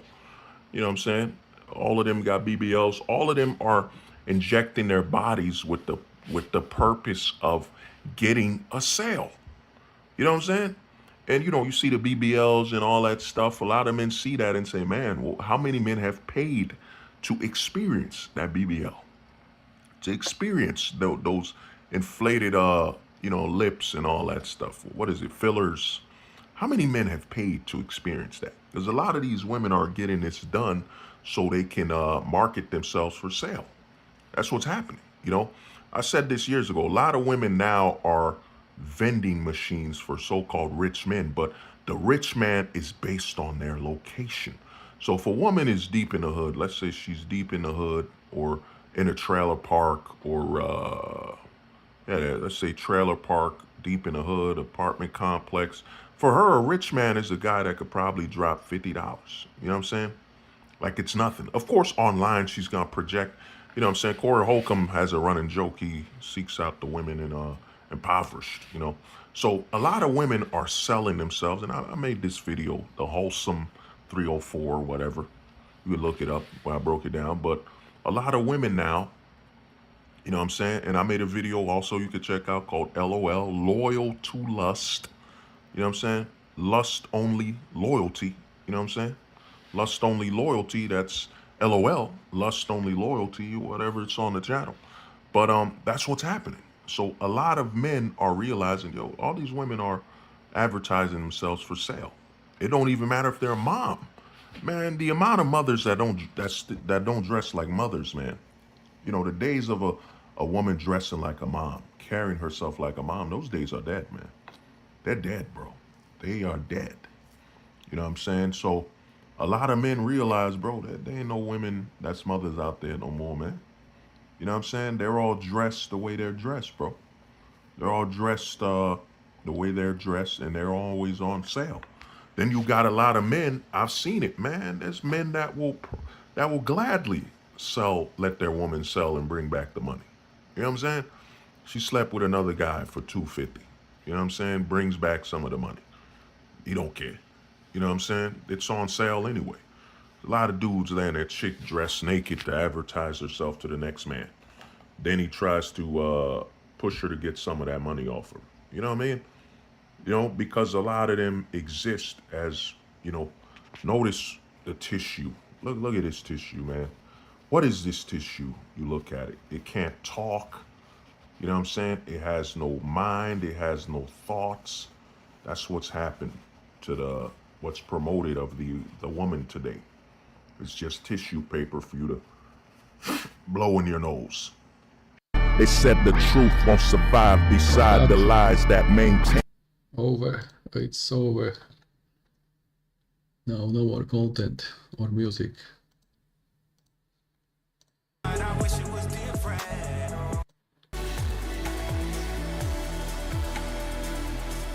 Maybe we'll wrap it up probably.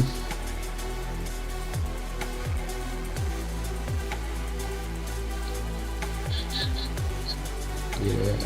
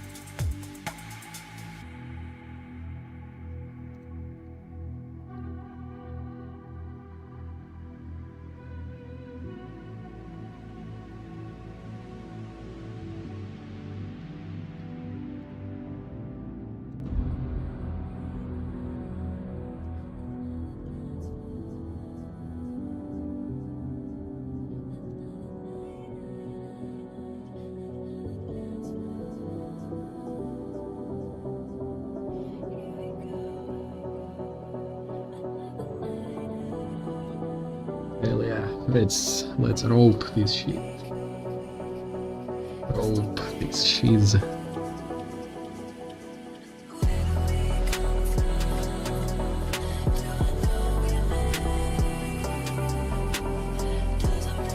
GG. Join Discope, join Kick and Twitch and everything.